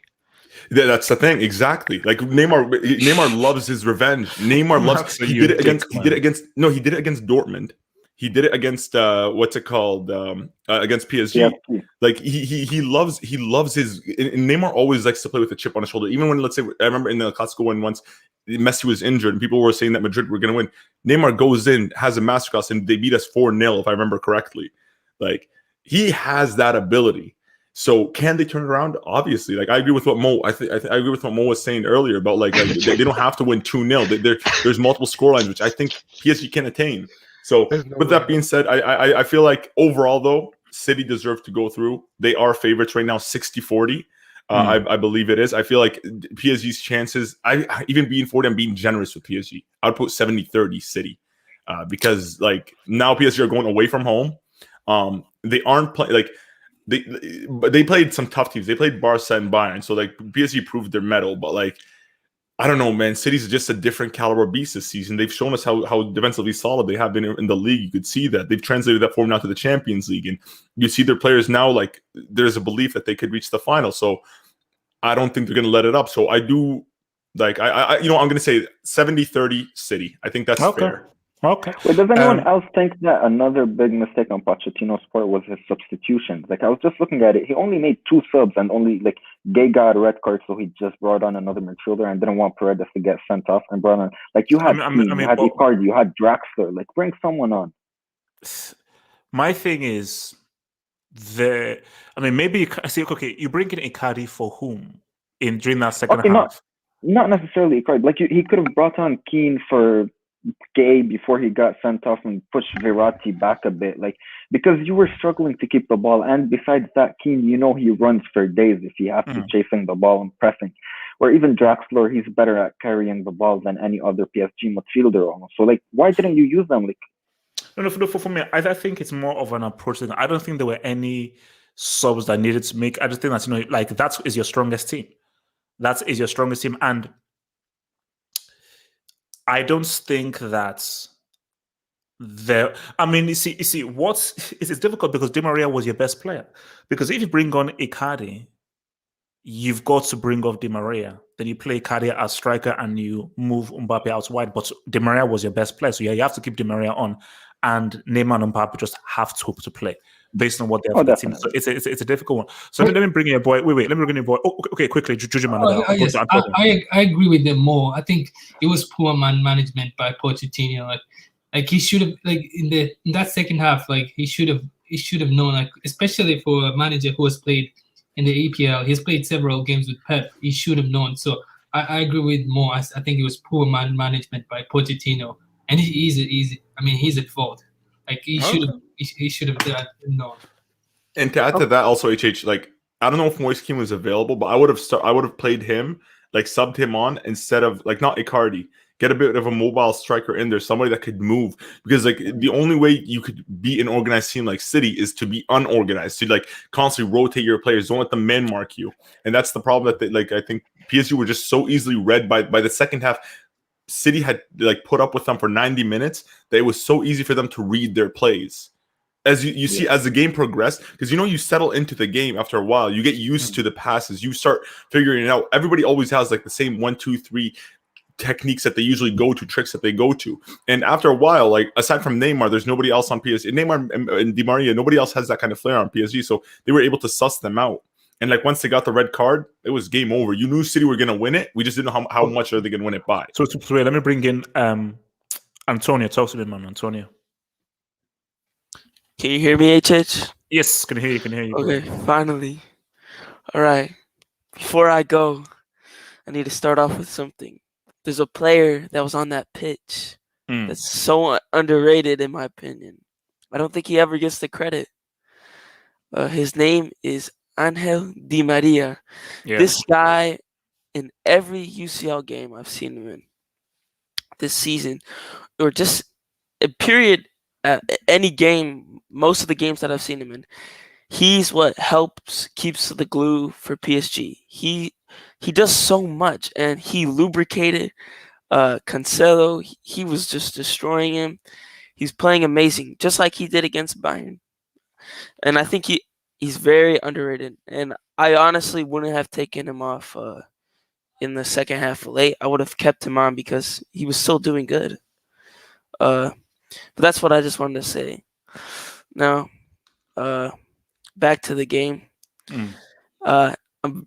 I'm very surprised by the score because just the first half alone, PSG played much better. But that second half, they played like absolute crap. They were just terrible. Who do you blame for that? Should Pochettino be blamed, or do you blame Neymar and Mbappe for not showing up? So here's what I want to say about Neymar. I like Neymar. I love the way he plays football. But what was he doing in the second half? He was just like too much antics. He just kept going on the ground. He was hero ball. He was letting them get to his head. Do you guys remember the Bayern final? What was the problem with Neymar? Yes, he had a lot of chances, but then you look in the second half, he was getting frustrated. He wasn't doing anything. This was very similar to that. He wasn't really doing anything. Now, I think he had a better impact in this game than he did in the Bayern game. But I do think he needs to get better with the mentality, because sometimes just too many antics, too much rolling on the ground, and I can't believe people, want to say he's better than Ronaldinho. But let's not get into that. Let's not get in that conversation. So look, is this? Do you think this ties over? Like from what you've seen, do you still think PSG can turn it around? No, I still think they can turn it around. City are the favorites. Pep had a very, in the second half, he did great. He told the team the best tactics he could have. Pochettino, on the other hand, looking at this dude funny. What was he do? What did he tell them at the halftime? Like, because what they needed to do was keep on attacking and get those goals. But something I do gotta say, HH, Mbappe was utter crap today. Like, I'm not trying to hate on him because he did great at the Camp Nou. He did great against Bayern when they were away. But every time he's played in the Parc des Princes in the Champions League, man, it's just not been good. He's been very bad. Even against Barca in the second leg, he wasn't very good. Yeah, he had the pen, but overall, you got to look at it regardless. Were you part of the people that were hating on Pep, or am I wrong? Oh no, I don't hate on Pep. I just don't think he's the GOAT. Oh yeah. You haven't apologized yet. You haven't apologized yet. I'm not apologizing because until I see that second leg, and if City gets through, because there's always a left stream incoming. I love Pep. I think he's better than Mourinho. You don't love it, bro. You don't love it, bro. I do, but he's not the GOAT. He's not the GOAT coach. Who's the GOAT then? I don't know. Not Pep though, and definitely isn't Mourinho. But no. I think it's Antonio. If he does come with this CL dub, Is he the GOAT? We'll cross the bridge I when don't we know. get there. Maybe, but No, basically, Anthony, we'll cross the bridge when we get there I want without to say, Nata and yeah, everyone else. I want to say one more thing about the game. I feel like City's defense was very, very good. They did a really good job of keeping Mbappe closed down. Yeah, Mbappe was bad, but you also got to give the defense credit. But I want to say this about that first City goal. It was insane by De Bruyne, but also what a tragic mistake by Navas. He's had such a great season. He was clutch against Bayern. It's just a shame that he had to give up that goal. And then the second goal, I mean, what were they doing? Like, what was the wall doing? Why did they move out the way a little bit? Keep together tight. I mean, it just was very crap in my opinion. But I will give props to City, man. They surprised me, and I'll be honest. You know, they are favorites for the second leg, but you can never count any team out in the UCL. We've seen it many times, but you know, I will say this: if we get an all English final, you know, London is better than Manchester. Antonio, we'll cross that bridge when we get there, man. Core, talk to me, man. Core. Rodri was the best player on the pitch today. Who? Rodri. Rodri was the best player on the pitch today. Okay. I also want to say that they did a really good job of double teaming Neymar for the entirety of the game. You know, I always said if you put one behind Neymar and you put one in front of Neymar, it actually really does stop him. And you saw that in the first half where, you know, Neymar had that counterattack and then Kyle Walker was there. You know, I also want to give credit to Kyle Walker because defensively, he was so good. Or he was defending Neymar like nobody else. Mahrez, amazing. Like I said, Rodri's tackling was really good. I want to give it to, I think City will win 2-1 in the second leg. Oh, wow. I think they'll win 2-1. Yeah. So this will be exactly the same as Real Madrid last year, Yeah. where they won 2-1 in both legs. Yeah, they're gonna win 2-1 in the second leg. I don't think PSG. I just do not think that PSG can, you know, find a way to break down this City defense. You know, Ruben Diaz, he's amazing. Like the guy is incredible. And today, it was just like wow. I said this. City is different from Bayern Munich. They are not Bayern Munich. Okay, you understand what I'm trying to say? They don't play a high line. Okay, yes, they play a high line, but their defense is more compact. They can play a two-flex football. You see what I'm trying to say? Two-flex meaning that they can sit back and defend, and they can also play possession type. So what you saw in the game was City kept passing the ball around, agitating PSG, letting Neymar and Mbappe press them. So PSG had to press them, and every single time, tactical foul. Gundogan gets a tactical foul, Gay gets a red card. You understand what I'm trying to say? It's such a good game plan, and I think Pep is going to stick with this in the second leg. And that's why I'm saying that I can even see, actually, you know what? I think another PSG player is getting a red card in that second leg. Another PSG player is getting a red card in that second leg. So in your view, like this, it's over for PSG. Like City, it's over. It's over. It's gonna be like how Real Madrid came to Man City. How does this harm Neymar and Mbappe then? If they go out this way, man. Bro, people don't understand this. Like Neymar and Mbappe had so much space against Bayern Munich that they could utilize.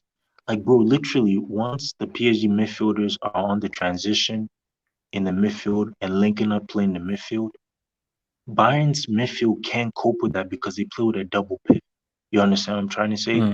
But when you play a three-man midfield, it really gives a lot of other options because you're not playing a double pivot and there's not a lot of spaces in between the midfield and the back four. You understand what I'm trying to say? So that's why I'm saying that the difference between Bayern was they gave Mbappe and Neymar space. You understand what I'm trying to say? they didn't give it for City. They didn't give Neymar and Mbappe space. PSG hardly had any chances. Yeah, because they were double teaming Mbappe and Neymar. They double teamed them. You understand what I'm trying to say? And it really worked out. It really, really worked out. I'm telling you, it's gonna be 2-1. I'm telling you, it's gonna be 2-1, and I know a PSG player is getting a red card.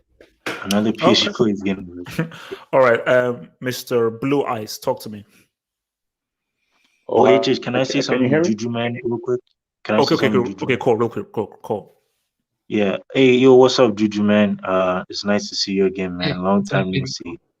Yeah. I know you hate my messy takes. But hey, man, we're all on this together. So, yeah. Glad you're doing well, pretty cool. All right. So it's good before I come to Blue Eyes, but let me just hit some of these, man.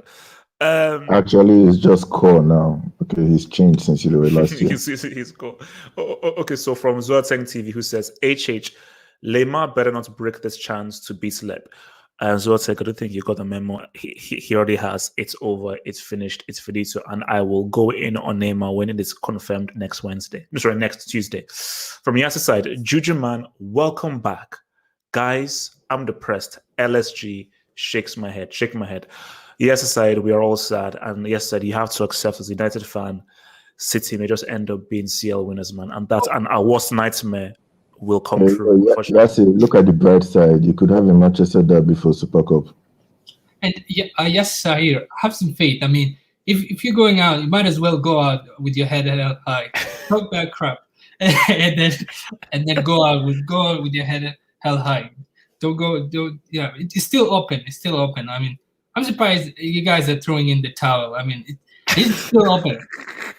It's over, Juju man. It's over, man. I mean, Juju man, you can keep the stinking towel, man. It's over, man. No, but it just sounds too easy. It's too easy that City just go to the final just like that. That it's just too easy. Hey, yo, you jinxing us, yo. You're jinxing us, Juju. You're jinxing us. You know, I just think it's too good to be true. Like, it's just, I mean. Time out. He's jinxing us. Who is us? No, I'm saying he's jinxing all of us. He wants to say PSG is gonna win. No, I'm just I just think it's just too easy for. Okay, wait. Blue Eyes, talk to me. Blue Eyes. At the end of this year, it's going to be City Core or something. Most likely. Wait. Blue Eyes, talk to me. Blue Eyes. Yes. Can you hear me? Yes, can hear you. Yes. Okay, excellent. Hey, thanks for having me. I come to you as an EPL merchant and a Chelsea fan. So I caught the second half of the game, unfortunately, but I think PSG got bullied off the park. This is a typical EPL victory. It was more of a brawl than a stage classical play, which is what PSG I think wanted, and I'm really disappointed with the way Poch sort of presented this game today. Why would you sort of make Neymar that focal, creative point man? Like, he was too predictable. Neymar is a player who's supposed to ghost into positions, and you know, a lot of the creativity I think should have come from. Like Di Maria was doing amazing, or even I'm not sure Paredes and Verratti. I thought a lot more creativity will come from them, so that Neymar can just appear in his sweet spots. And for people to say that PSG had an amazing game is exactly what City wants. You can have the beautiful game. We want the victory. And that's exactly what City brought to the table. So PSG got bullied off the park, and the operational word here is bullied. And I think the world has to take note of that. Is it over, or can PSG form a dramatic turnaround? 3-2. It is. No, 3-1, it is. It's curtains. It's curtains for City. There's no. For PSG. I don't think there's any way out. They're going to have to come out and play when they come to the Etihad. They're going to have to come out and play, and this is exactly what City wants.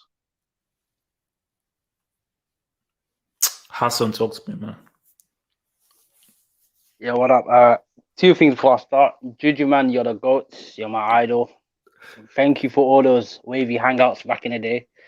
You are HH's biological father, by the way. Wait, zoom into our picture, HH. Zoom into our picture. This is my second point.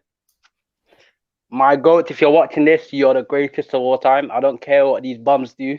You'll always be my goat. Thank you. Thank you. Sack man. Well, that's 2010. But Hassan, things are getting very, very, very scary. Bro, I'll never accept another goat. That's what I'm saying, HH. It will never happen. No. He's a goat on personality alone. Trophies don't matter. Trophies don't matter. They don't matter. Anyway, back to the game. Talk about a game of two halves. First half, PSG were getting that ass, man. They were getting that ass. Neymar was cooking. He was doing his thing. Marquinhos with another big goal. This guy is underrated, man. Might be top 3 centre backs in the world right now. Underrated. Big game player. Very underrated, yeah. And like I said, Di Maria, like I said on the other hangout, Di Maria will be key to this game, and he was balling today. He was balling. Second half, bro, I don't know what City done, what they smoked, but how that goal went in, I don't know. I don't know if now he's sleeping. But it was a fluke goal. Then once that goal went in, PSG just shot themselves. They just shot themselves. Neymar lost his head. Idris Gueye, what a donut. No wonder he came from Everton. He's a donut. Crap player. I don't know what a dumb tackle to make there. Yeah, no, very indisciplined. I mean, it's not a huge loss, but still, it is just, I think I'm shocked by how ill-disciplined PSG were when they went 2-1 down.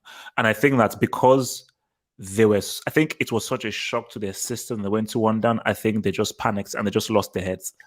Yeah, man. I mean, that goal for Mahrez is key. Shout out Mahrez, another clutch goal. But it's looking sticky, man. It's looking sticky. But I have a dream, HH. I have a dream. I can't let this dude get to the final. Wasn't De Bruyne's yellow card kind of similar to Gay's red card? No, it was on the foot. It wasn't an Achilles. It was on the foot. Not like Gay's one was. Yeah. That was really no, but I mean because like it was completely off the ball. Yeah, but hit the Achilles, bro, back of the leg. Yeah, it was way more dangerous. Like he literally made full contact to it. So that's why he didn't even argue because he knew what it was.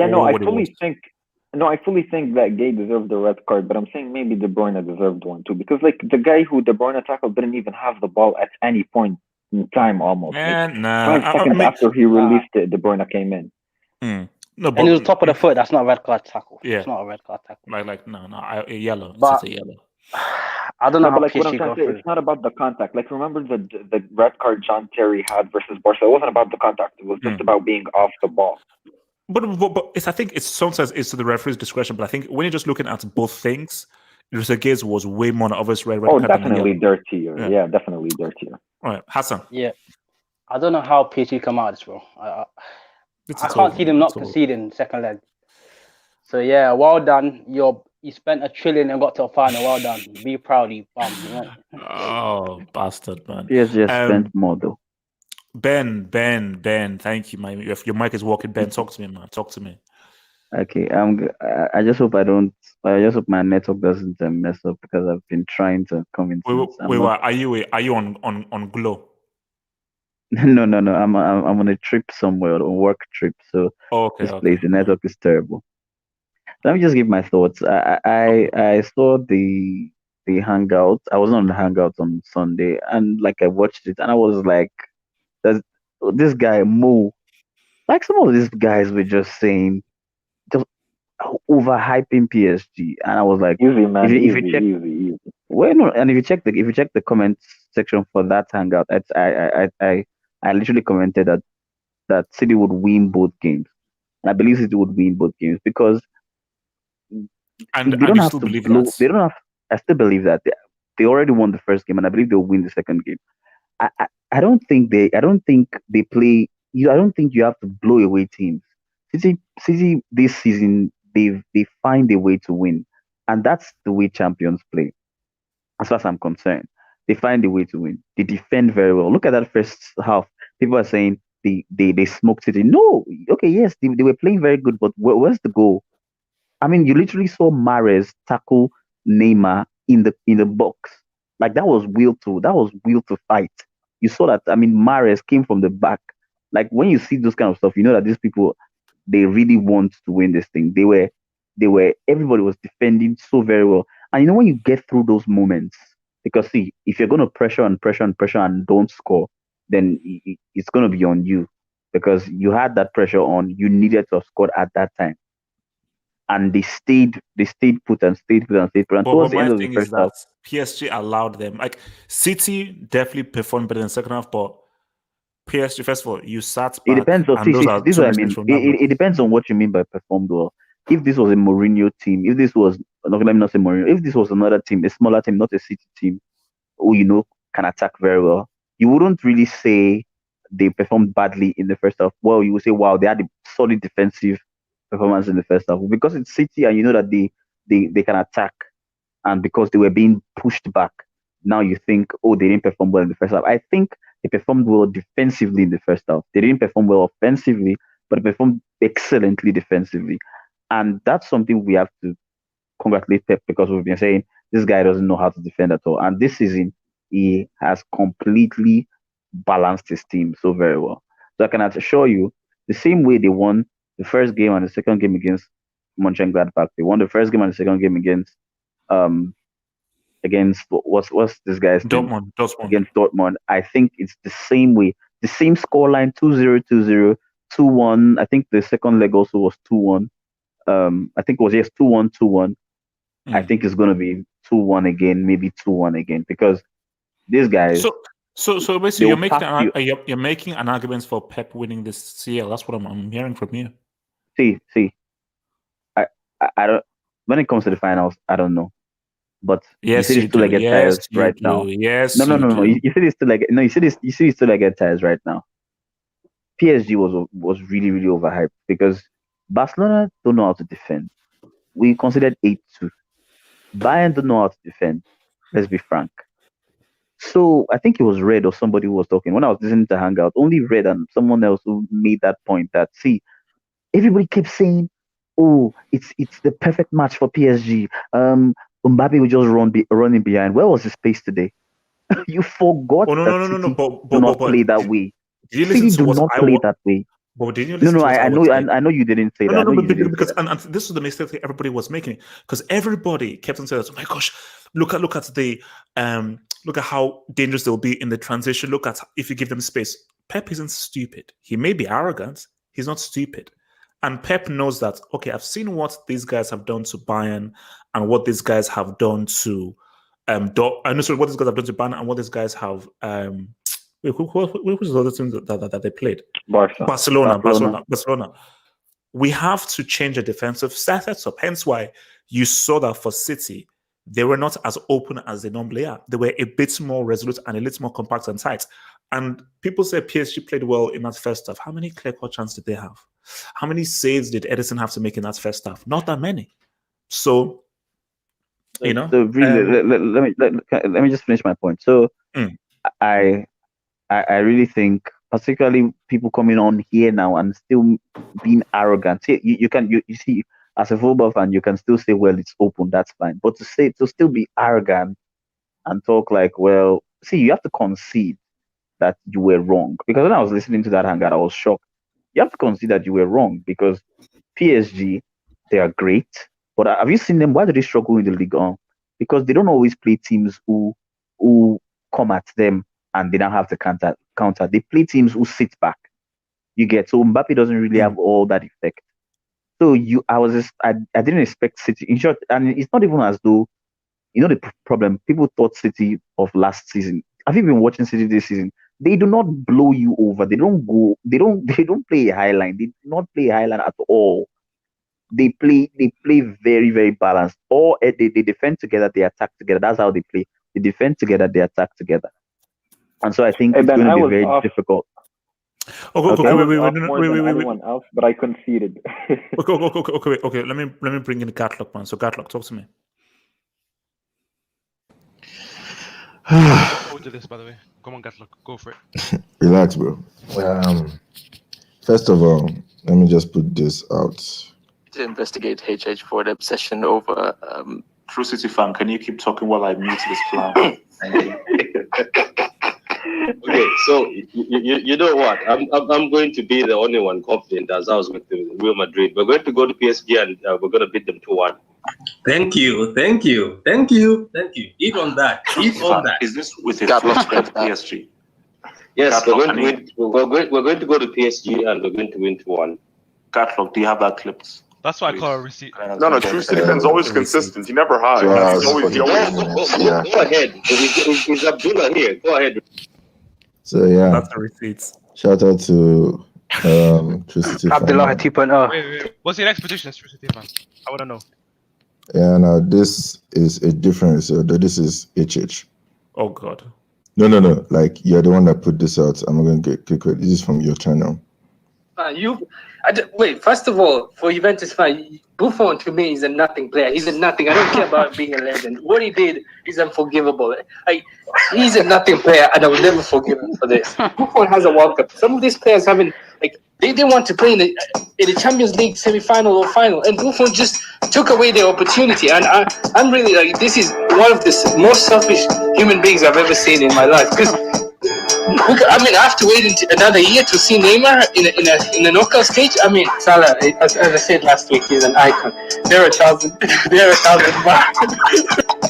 in Africa. Oh man. You see, Juju man, that is why you're so iconic, man. These are the iconic moments that you have, man. Yeah, but I remember that game. But look, I'm a neutral anymore because the PSG, this team, I don't know where they're heading. Wait, didn't you support City, Juju man? What happened, Juju man? It was just that was it's a volatile period. It was just It was a little phase. That's what it was. Yeah, It was against Man United, bro. Bro, of all the teams to get knocked up, and Buffon fucked up. Shout out to Herrera's bro. Herrera's from the road. Okay, look, talk to me. And two, okay, I'm going to hold my hands up here. I thought that PSG versus City would be, I was scared that we could have a left stream because of what City could do. But you see, to be fair to PSG, most of their games they've been winning have been away from home. This is the first time that their first game is at home. So, but man, like City, what they did today, they actually showed up, man. I'll let you, they actually showed up. And to be fair, towards the end of this, towards this match, I thought that, bro, City were losing their pace, they were losing their energy, like their loss against Leeds, narrow win against Aston Villa, the fact they lost to Chelsea. I thought maybe they were losing the streak that made them this good. But if you remember in the beginning of the season, when everybody said that City were not scoring that much, I said something about Pep this season, that his defense has been key. It's been helping him.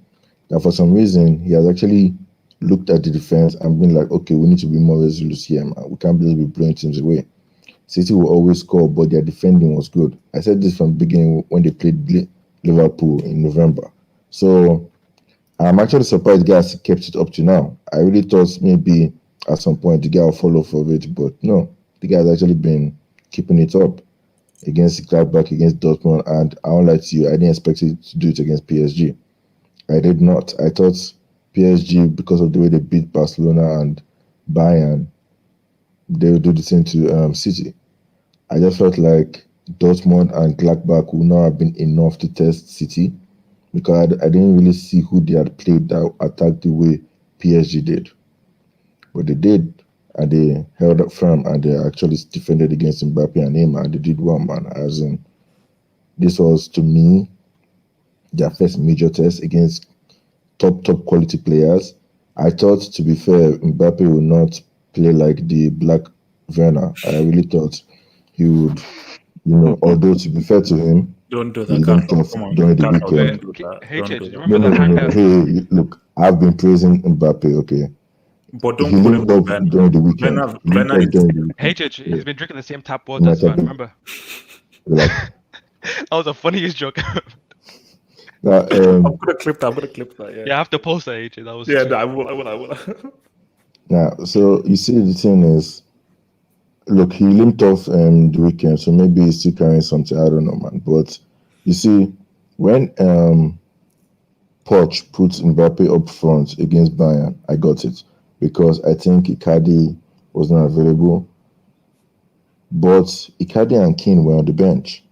So I do not understand why he still put Mbappe down the middle.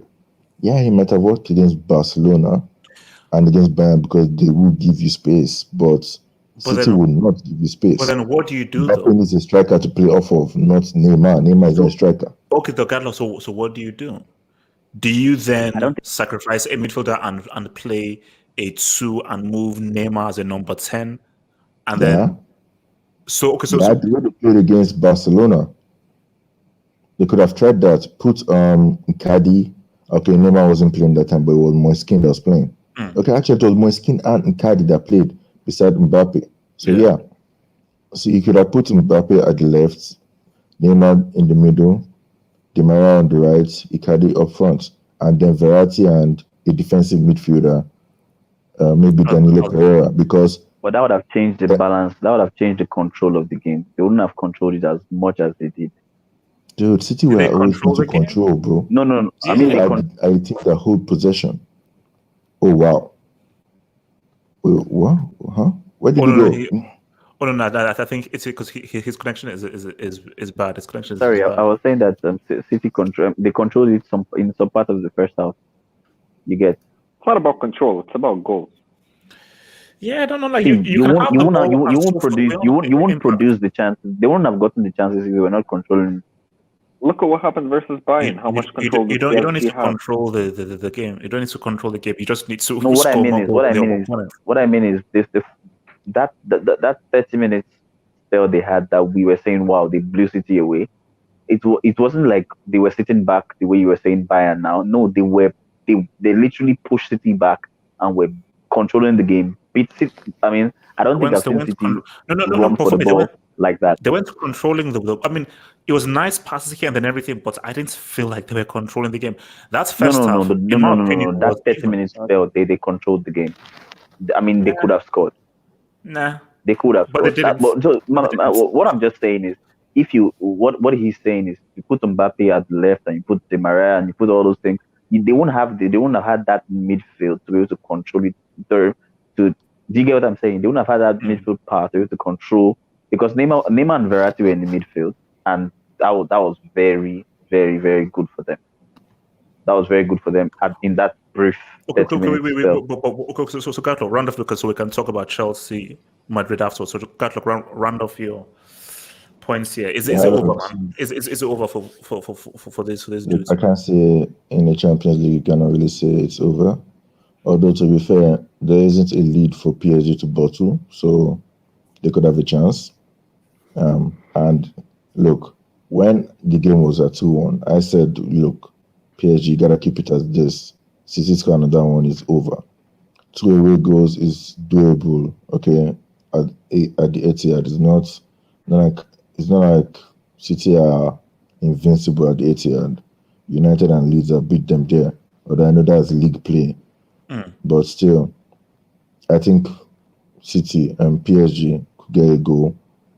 Hopefully, the group actually plays Icardi or Kane up there, so to help them get more goals. But for me, I feel that you cannot write off any game in this Champions League, man. So yeah, it's not over. It's not over. But City are looking good, man. They have the advantage. They are pretty much coasting in the Premier League, while PSG still need to fight against Lilith in the League. Respect them. Oh, okay, look, Bro, man. Name 5 players in Lyon. Je suis, tu avais, c'est toi, je m'appelle, and la vie. Okay. wait. Let me take this job. So from San Dragoon, who says Juju Man is the GOAT. Welcome back, bro. From G-Thin MC, and you have to stay. Okay, you have to. I don't care about freaking grad school. You have to stay. You can't leave us again. Oh yeah, but for CL, double it for CL. Like with the league, it's too many games. Okay, so from G-Thin MCFC, who says Haaland, Mbappe, and Neymar missing in front of Diaz. Yeah, Diaz has been big, man. Diaz has been big, man. I'm giving him the shout out, man. He shot. I mean, he shot on Haaland and Mbappe. Hold on. Does that Can I make, say one quick does that thing make about Diaz? Diaz the signing of the season? If he win the Champions League, yes.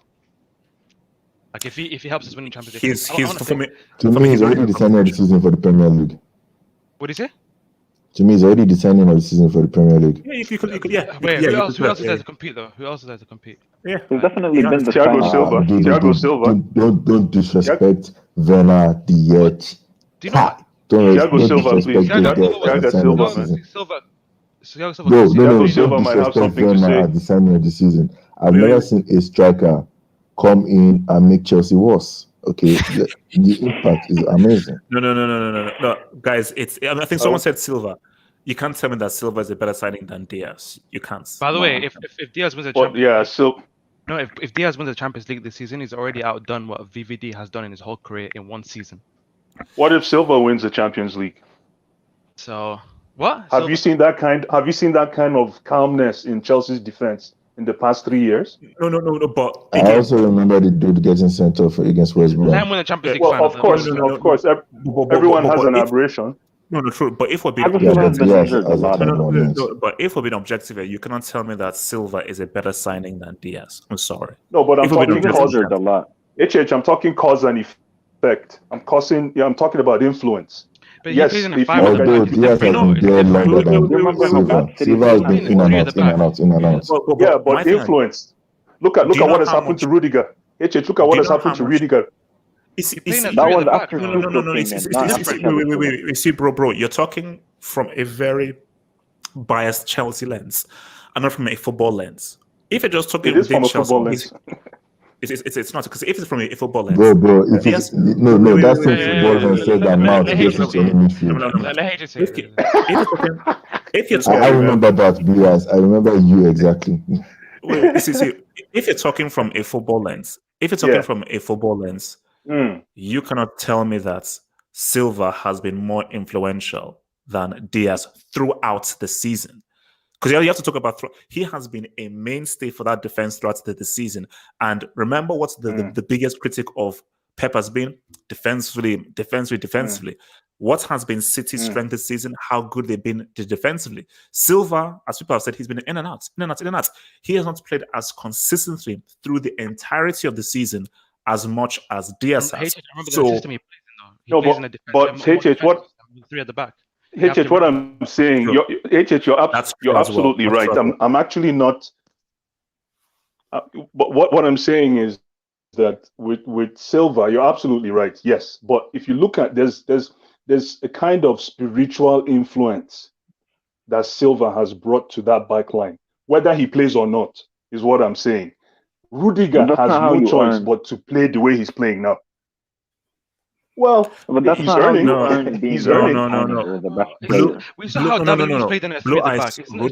back. Rudiger has played. No, I can tell you with because Silva if you look and at without Silva. Yeah, he's played well with Silva and without no, not Silva. this good, not this well, not this No, well. but In the past 3 months, Rudiger improved this much when Tuchel came in, not when Thiago Silva came in. Yeah, absolutely. But I'm saying you have to remember that's a centre back role.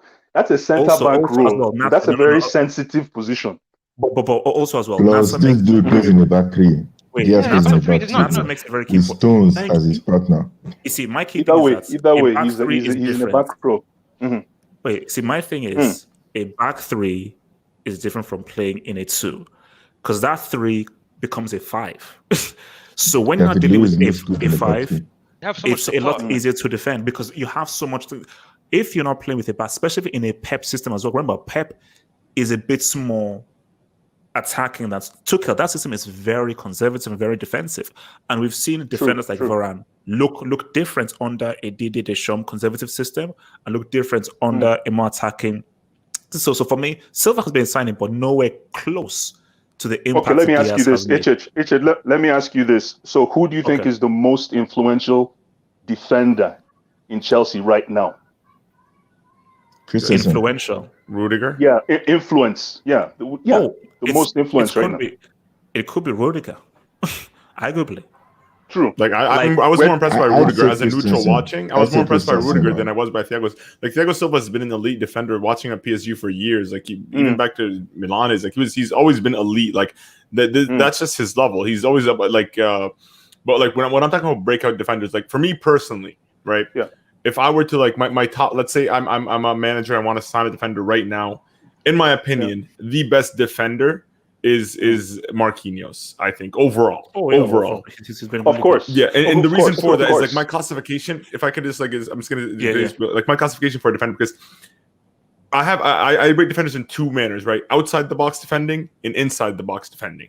Because when you're inside the box, you're trying to close angles, right? You're trying to cover angles. You're trying to make sure that the player does not have a clear shot on goal. Your interceptions, like it's much more chaotic, and like for a lot of defenders, they feel at home like that. That's why I feel like I rate Marquinhos and Thiago Silva for that, because like they both have that. Then you have like your outside the box defenders, where let's say for example, that's where I rate Diaz a little bit more. Is that the fact that Diaz, his reading of the play, he can see like if a ball is going there, where to make the run, where to intercept. He's just that kind of player, and with the ball at his feet, he's a bit more comfortable. And for me, that's why I just rate Marquinhos, because I feel like he kind of has that outside the ball defending, and inside the box he's just elite, and that's why I rate him that highly. But for Diaz, I think based off the accomplishments, like so far, like if the season were to end today, he is defender of the season. Nobody's had a bigger impact on a team, because City, let's not forget that City going into this in the beginning, we can go back to September where everybody was shitting on City and saying that they were finished, right? We were all saying that. When we all saying they had a rough start. Liverpool were going out all guns blazing. City, Diaz starts, once he settles in, they go on a 10-game clean sheet run. They just pretty much run away with the league, and he was pivotal to that. And now in the Champions League, game after game, he's proven that he's been vital. Like he went up against Haaland and Mbappe. Like these are two very, very tough strikers to play with. So in my opinion, like I just feel like I would definitely give Diaz like defender of the season so far. Okay, so wait. No. I need to finish these jobs and I'll come to you. Let me just finish the jobs and I'll come to you. So from Rodrigo Rodgers, thank you for the dub. He says, HH, this just shows how important it was for Chelsea to beat City in the FA Cup. Otherwise, the quadruple could have happened. Lodge should play a striker. Yeah. If they would have... my gosh, you are very right. Because if City had beaten Chelsea, 1,000% they would have beaten Leicester City.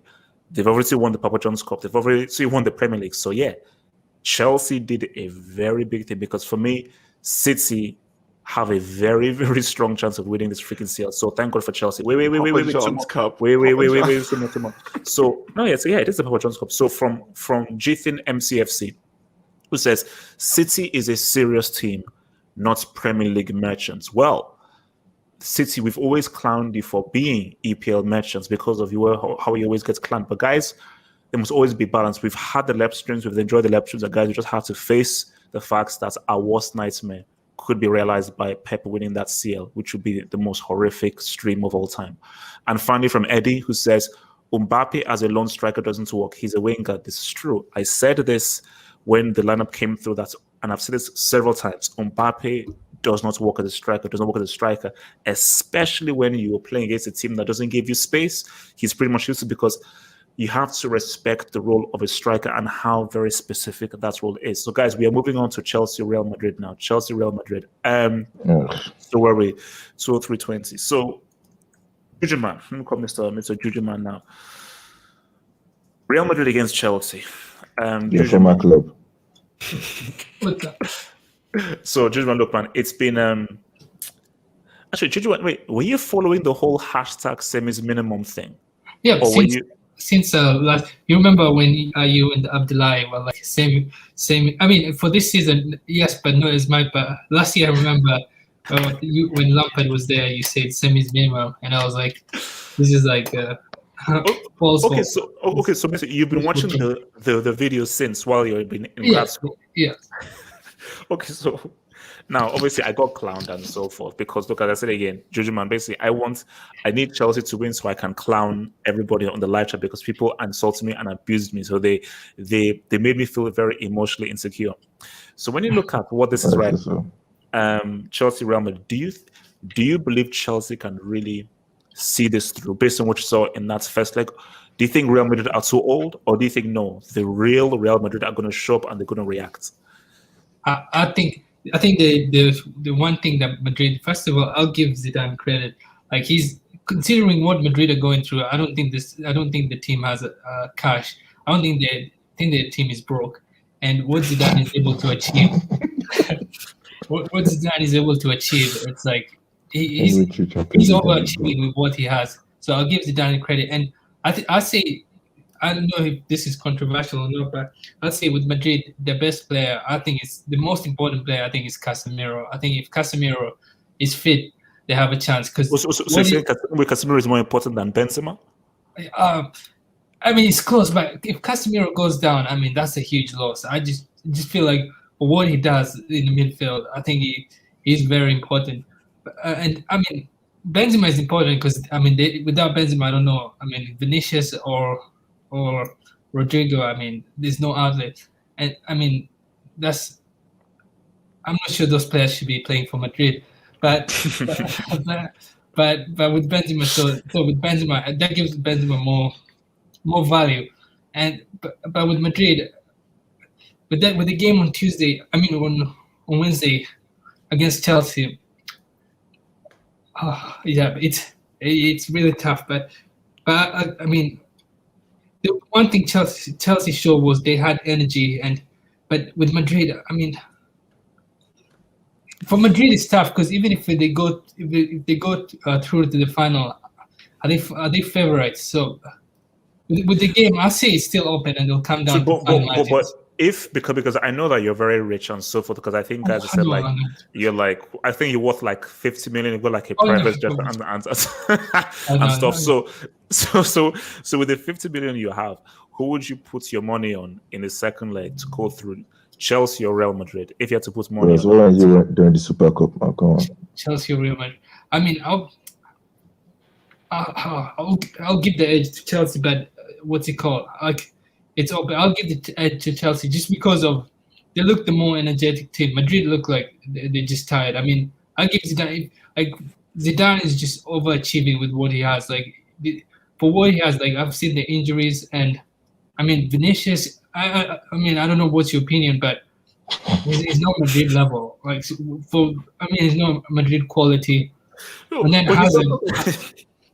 Hazard is like, I saw Hazard play. It just, I mean, this might be sad, but he needs to retire. I think he's done. Like, I think he's done. It's over. Like, I want another way, but it's just, look, we have to face reality sometimes. In life, you have to face reality, and the reality doesn't look good for Hazard. I mean, I hope I'm wrong, but I don't know. I saw that when he came in. You said that Hazard is finished. You said that Hazard is finished. I just think he won't be at his best. And I looked at with the way he plays with Madrid. I mean, people say there's chemistry. I don't think there's. I don't think he'll see his full potential. So I just don't see. I mean, I hope I'm wrong. Like, I'm wrong, but I just there. So with that, I give Chelsea the edge. I just give them because they have a strong defense. Because they're more organized. See, Judy, man, people have been telling me that, oh no, Hazard is going to come back and he's going to somehow score the winning goal and knock out Chelsea and so forth. Yeah. I said, Hazard, I think, like, at least for this season, it's done. Yeah, like it just I watched when he came in, and it was just, I mean, it's not there. Like, we can't force it. I mean, I wish it was another way, but it's not there. Okay. So before I come to Red, let me just hit this just before I come to Red. So,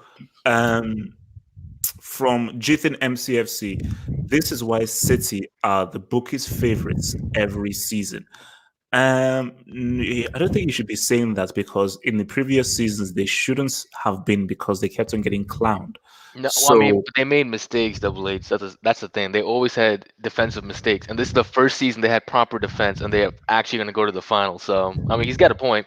If they actually had a Okay. defense, Okay, so from 8T Obey, who says, what was the guy saying? Someone is breathing into this mic, man. Thank you. All right. From 8T Obey, who says, thanks HH for creating your platform. Without it, we would have never discovered Juju Man. Look, man, Juju Man, he is a legend, man. He is a legend. and then from Footy Wizard, who says, as a City fan, I'm happy, but I'll be upset if Mbappe doesn't win the UCL before 23. Footy Wizard, bro. The Mbappe narrative for now, it's on ice, bro, because it didn't happen, man. We just have to accept that fact. Red, talk to me, man. Real Madrid thing, because I definitely want to hear your thoughts upon this. So, how was your reaction to that game, man? Were you surprised by how well Tuchel set up and how much they sort of restricted Real Madrid, or did you expect that because of Fela Mendy, Valverde, and all these guys missing? To be honest with you, no, I was actually surprised by Chelsea. Like Chelsea played at a higher level than I expected. I was very surprised by Pulisic. The way you guys were breaking you guys would press us and then just transition immediately. We got pretty lucky not to go down a bit more than 1-0 early on in the game, because Chelsea really they really had like a stranglehold on the first half, and I felt I feared them for a bit. Overall though, like it's what I expected. Like, I'm gonna be honest with you guys. Like, first of all, Carvajal is coming back from an injury for like a year, right? He hasn't played. Vasquez has been pretty much, which even then he's a right winger. Like Juju hit everything on the head. Like Zidane has been working miracles. Like for me, I wanted like quarterfinals this season. They gave me semifinals, which like in my opinion, like they over delivered for me as a fan, because like this team is not good. Like Rodrigo is your front. Like we have in the past 3 seasons since Ronaldo left, like Benzema scored 78 goals, and next is Rodrigo and Vinicius. Casemiro, Rodrigo, and Vinicius with like 9, like in the league. Like it's ridiculous. It's not even comparable. Like there's nobody. We only have Benzema that scores up front. So like coming back in the next leg, I do feel like Madrid will still go through, only solely on the basis of the fact that Ferland Mendy will be back and Fede Valverde are going to be back, and like in our midfield trio isn't as strong without those two, because Modric, as quality as he is with the ball, he does have his physical limitations. He's 35. Exactly. 35. And like Modric was only able to be amazing because he had Vasquez on that right-hand side with him that is able to cover the ground that Modric isn't, right? So Vasquez isn't a great defender, but he's a great spatial defender. So he'll get him to cover space to lead a player into going towards Modric or Casemiro and pretty much limit his options. So without Vasquez, we have Carvajal, which Carvajal is infinitely better than Vasquez, but Carvajal's not sharp. Like you could see him yesterday when he was playing, his passes were not there. Even his overlapping runs, like typically, like Marcelo got the ball and like switched the play, but Carvajal didn't make the run at all, and they just went out to space. The team is not in sync. You know, there's not that sync because they didn't play together over the season. But I feel like when we get Mendy back, I wish Zidane would go back to a classic 4-3-3. And essentially just in put a back four. I don't want 3 defenders on the pitch. Like it's kind of hard because who are you going to drop if you have Militao and Nacho really earned their spot, and like it would suck for them to like go out, you know, so you could play Ramos and Varane. I think Marcelo, bro. Pardon? No, Marcelo has to go. Marcelo has to go. Marcelo put Nacho left back. Pardon? You can put Nacho left back. No, Mendy's going to be back. Mendy will be back for the next. Is Valverde going to be back? Valverde and Mendy are both coming back. And Ramos is a potential, but I really hope Ramos doesn't come back till at least the final. But I don't want him to, like, in this game, I don't think he should play. Or at least the final. Interesting. So you're saying you're going to trash Chelsea and get to the final? No. If we were to get past Chelsea, like in my opinion, I do feel Madrid are favorites. It's like, look, it's at the end of the day, it's Real Madrid, and at the end of the day, you have this spine of players that have done this before. So for them, you like my projection, like I would expect them to win it. Now, in the beginning of the season, for them to get this far, I don't believe so. But now that you're here in the semifinals, like even though Chelsea are a club that got a new manager, they spent like 300 million in the summer, and they got like a whole new team going on. They're still green. They're still young, like Havertz, like Pulisic, even Ziyech. Like Ziyech, what, has 3 Champions League seasons under his belt? Like that's an experienced player on their squad. Pardon? Timo. See, like, look, Timo Werner, like, look, man, I feel bad for him because people keep on talking about that Don't miss, feel man. bad for him. Don't feel No, bad. because like, let's be honest, that was Courtois, man. That was guys. Give Courtois his credit. That instant reaction. It was a hard chance. It was a hard chance. You're being harsh. It was a hard chance. Man. Red. You know, there's a video of Giroud asking Courtois about the save, and Courtois replied to Giroud, "All I did was move my leg." That is not an impressive save. No, come on, man. It was in front of him, last ditch effort. Like you'd expect. No, Red. The key thing about that is put the ball either side. You shot straight at him. Straight at him. You came quick to him. Come on, man. No. That's enough time for you to adjust your feet and to just put it either side. Exactly. You just he did what Pulisic did. Look at the difference between an ice cold you're just killer. hunting for reasons to hate on Werner right now. Exactly. Come on, man. You're hitting on this guy too much. Come on. Wait. No. Timo Werner was celebrating. Timo Werner was celebrating before he scored. That was why he missed that. Wait. Gatlock, if this was Morata, you would be all over him. But I want to give credit to Pulisic. I want to give credit to Pulisic because that guy is an ice cold killer, man. That guy got the ball and he was cool because in the box under that chaos, the goalkeeper's coming towards you. Courtois did everything right? He came and approached him to close the angles and make it harder for him to finish. What did he do? He was patient and then he went top bins. He slaughtered that, and that was quality finish by him. He didn't even pass it to Werner. No. He knew. He was like, "This is it. This is my chance. I'm not going to slow down the play. Just go for goal." Then Benzema's goal. Oh my God. Because that is an amazing goal. See, and that's the difference. Like Forward said this, and he said this is the difference between Real Madrid and Chelsea right now, is that Real Madrid have a clinical striker, an ice cold finisher. Like that was a half chance, right? Like Benzema got that, and then he was like, I'm taking the shot. And if you guys can go and look up that picture of Mendy's reaction to the shot, Mendy had his eyes bulged out because he was like, what the hell just happened? But that's what happens when we have Madrid. Our biggest asset right now is Benzema, because I want to highlight him because this guy, I feel like he is on the Ballon d'Or podium this season. He's very close. Like if Real Madrid win the CL, I want to see what the people's arguments are against it, because this guy doesn't have like a world-class attack feeding him. When you watch his play, he does everything. His first touch is insane. His passing, incredible. His dribbling, incredible. His 1-2 plays. Like he has these kids playing to his tune, right? And you could see what he does. Like even if you guys remember that the one that hit the woodwork, that was incredible. That was all Benzema. Receives the ball from a nothing position off the wing, and then 1-2 passes, dribbles, gets to the final, and then he just shoots it and it hits the woodwork.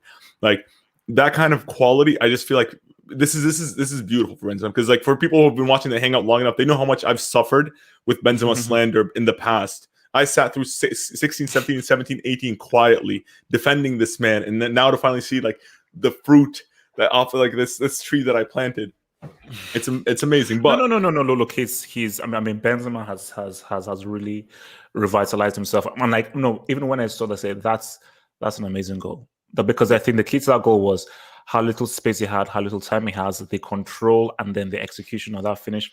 I think it was freaking good, man. So just run off your points. We can go to others. Overall, Chelsea played an amazing game. They have a huge chance of going through. I would not write them off just yet, but just for the fact of our experience and the players that we have, I can't in good faith say that Real Madrid we're gonna like. I feel like I'd be doing reverse psychology. I actually do believe that we're gonna go to the way leg with our full squad. Even with the injuries that we have, like even the people coming back, I think we should be able to win. I'm going to go with a 2-1, or a possible, if Chelsea really go on, it's going to be a 2-2. But overall, Madrid will go through on away goals. Red, look, you're in good hands. Okay, HH is starting to believe, and Juju Man, who is literally named Juju Man, is here. So you're in good hands, man. Yo, For I'm not. Chelsea. by the way, Honestly, by the way, I feel comfortable. Not gonna lie, Juju's here. Once Juju predicts, it's over. You know it's a dub. yo, You know it's a dub. by the way, if you go to do Double H YouTube channel, you'll find a video of Double H just saying Benzema should retire. He's finished I in never said that. 2018. You Yes. said it. Let me find the clip right now. Yes. You said it in 2018. He should never play again. Yeah. That's my You twin. hated- That's my. you It's my hated that twin. guy That's so not me. much. It's my clone. It's my clone. It's my clone. That's not me. I never said Said that. Morata was better as well. And wait. So, okay, so Blue Eyes, talk to me, man. So from a Chelsea's point of view, man, thoughts on the game, bro. I thought it was a brilliant game on Chelsea's part, and this is not coming from a myopic view. This is just coming from overall football. It could have been better. Yes, Werner could have put away those chances, but that away goal I think came in just in time. Some of the folks I want to shine the light on the Chelsea side of things, Kai Havertz and Cho. Yes, they did not play, but for those guys not to be able to give Thomas Tuchel a selection headache, and we have no choice but to play Werner is very, very annoying. Secondly, Easy. I Chill know. on, Ron. Secondly, Kante has to be, for the second leg, Kante has to do more of what Sarri wanted him to do a couple of years back.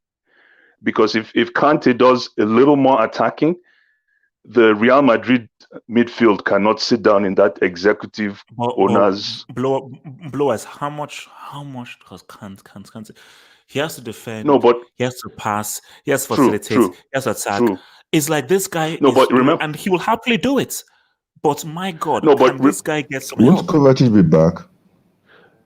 Yeah, but Kovacic I'm not can, sure. I don't think he will start, and even if he comes back. But HH, you make a good point, but he doesn't need to do a lot of that. If he can just add maybe 10% to his toolkit, which he already has, if he can just move up a little bit, because the thing is, you want Kante to command a double defense all the time, because that will open that midfield. The only thing is Kante doesn't have that finished product to lay a pass. But he, believe it or not, that guy can dribble. And if you look at what he was doing yesterday, he forced Modric to commit. Because if you leave Modric because I think the most shocking thing from that game was I didn't believe that Kante would outshine Modric, Kroos, and Casemiro. Like that was the most shocking thing.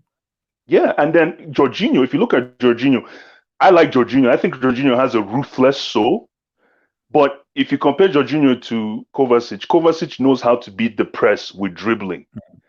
Jorginho wasn't that great, bro. Exactly. The only way, if Jorginho can But Jorginho is a fake Brazilian. Yeah, I hear you. But if Jorginho can beat the press with deadly passes, we wouldn't need Kovacic.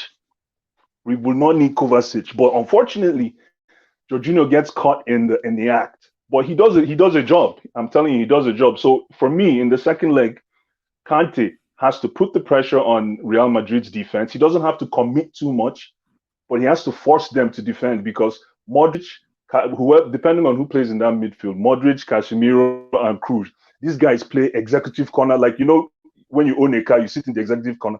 That's how they play. They want time to think on the ball. So you want them to come out of their comfort zone. And the only way we can do that, unfortunately, is if Kante can do that. And then, let's not forget this young kid, Mason Mount. We have to shine the light on this small boy, man. He's on the come up. He's as green as they come. But I don't know if you watched what he did yesterday.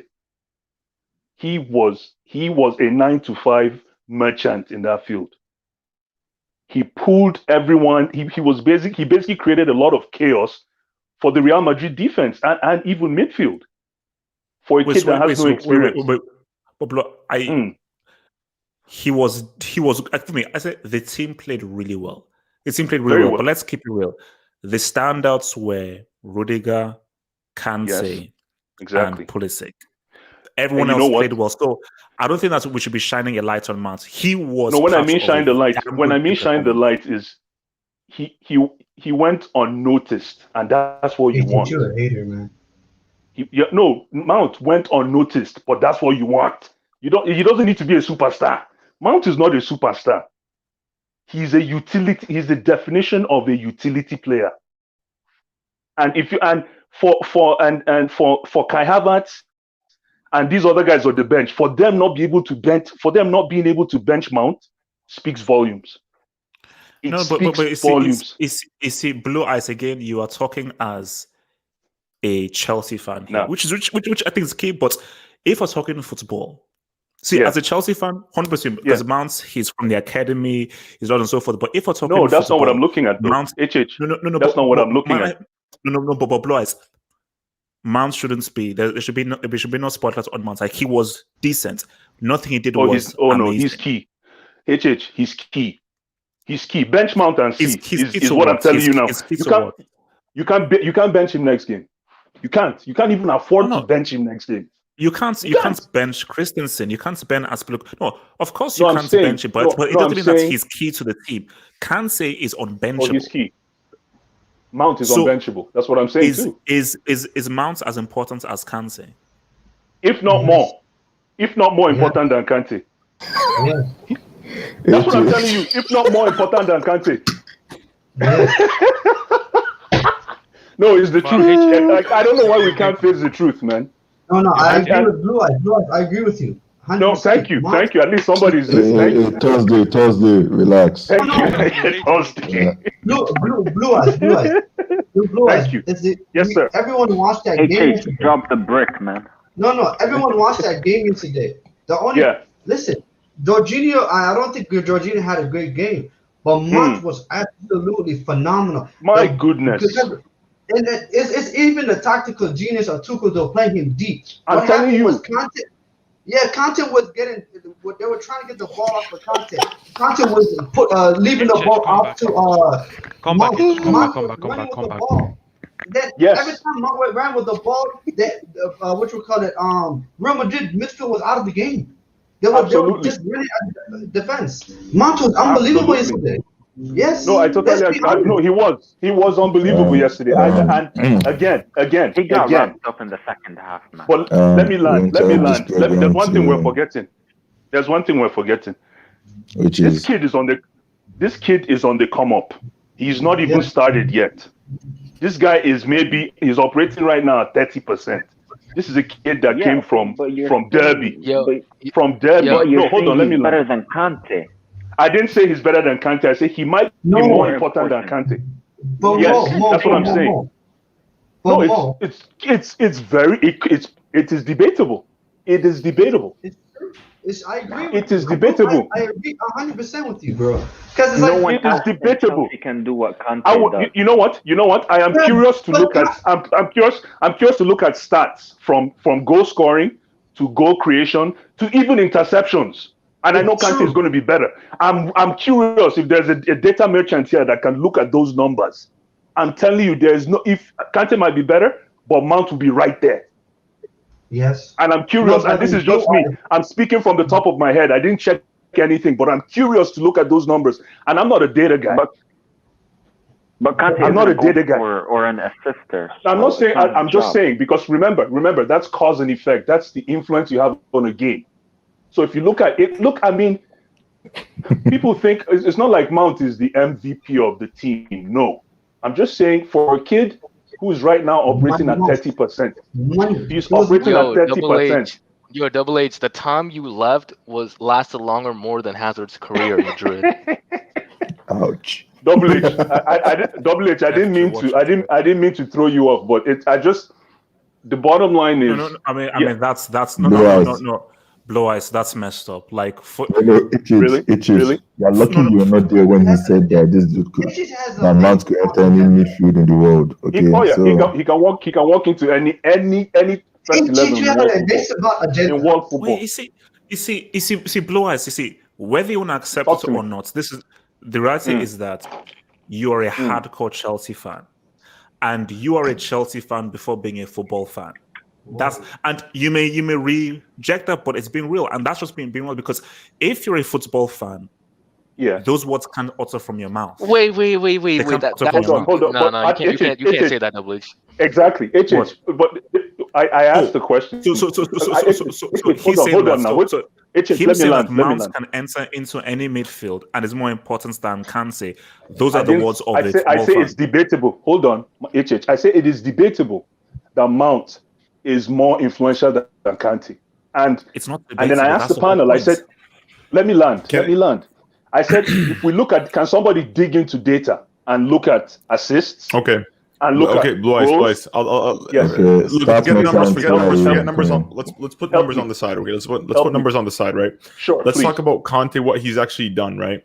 Let's not forget that Conte I'm talking won a Premier League title. Because, no, because like you can't, like the thing is like you can't compare, like the thing is Mount is green, right? He's still young. Like it's kind of hard. I rate Mount. I love Mount. I've seen Mount do it for club and country for England. I saw him, like I said, put Kamavinga. No, but what I'm saying, hold on, before you continue, and what I'm saying is let the sample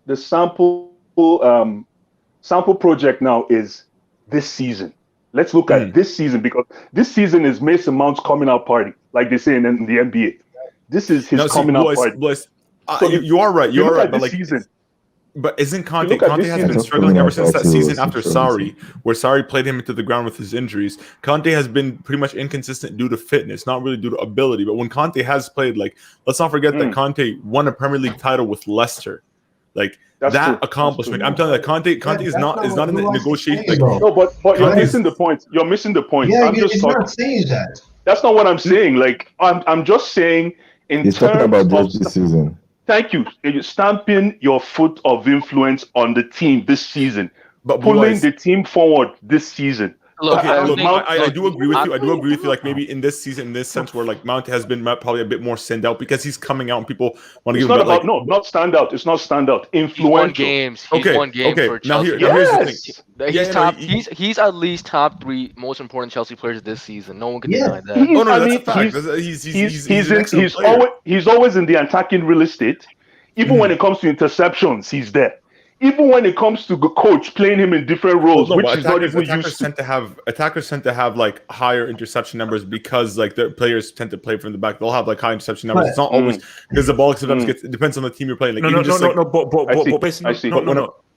about like Conte, like when you know the ceiling Conte has, like when you've seen because when we've seen Conte at his best, he's nigh unplayable. And you see that. It's true. And the thing is like Conte is not going to be useful.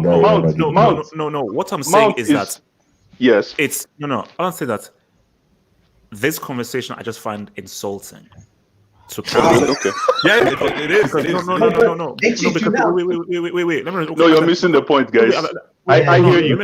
I hear your pain. Let me land. Sure, land, please. Sorry, please. Can say when he's unfit.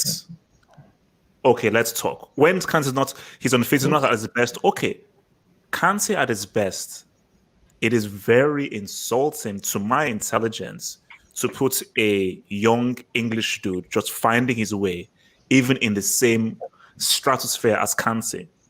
You're talking about a guy who, at his best, he is the best at what he does in the world. You're talking about a guy who, Pogba, Matuidi, everybody says that, bro, this guy carried us on his back. Didier Deschamps will tell you that the most important player for our team, who are the world champions, was Kante.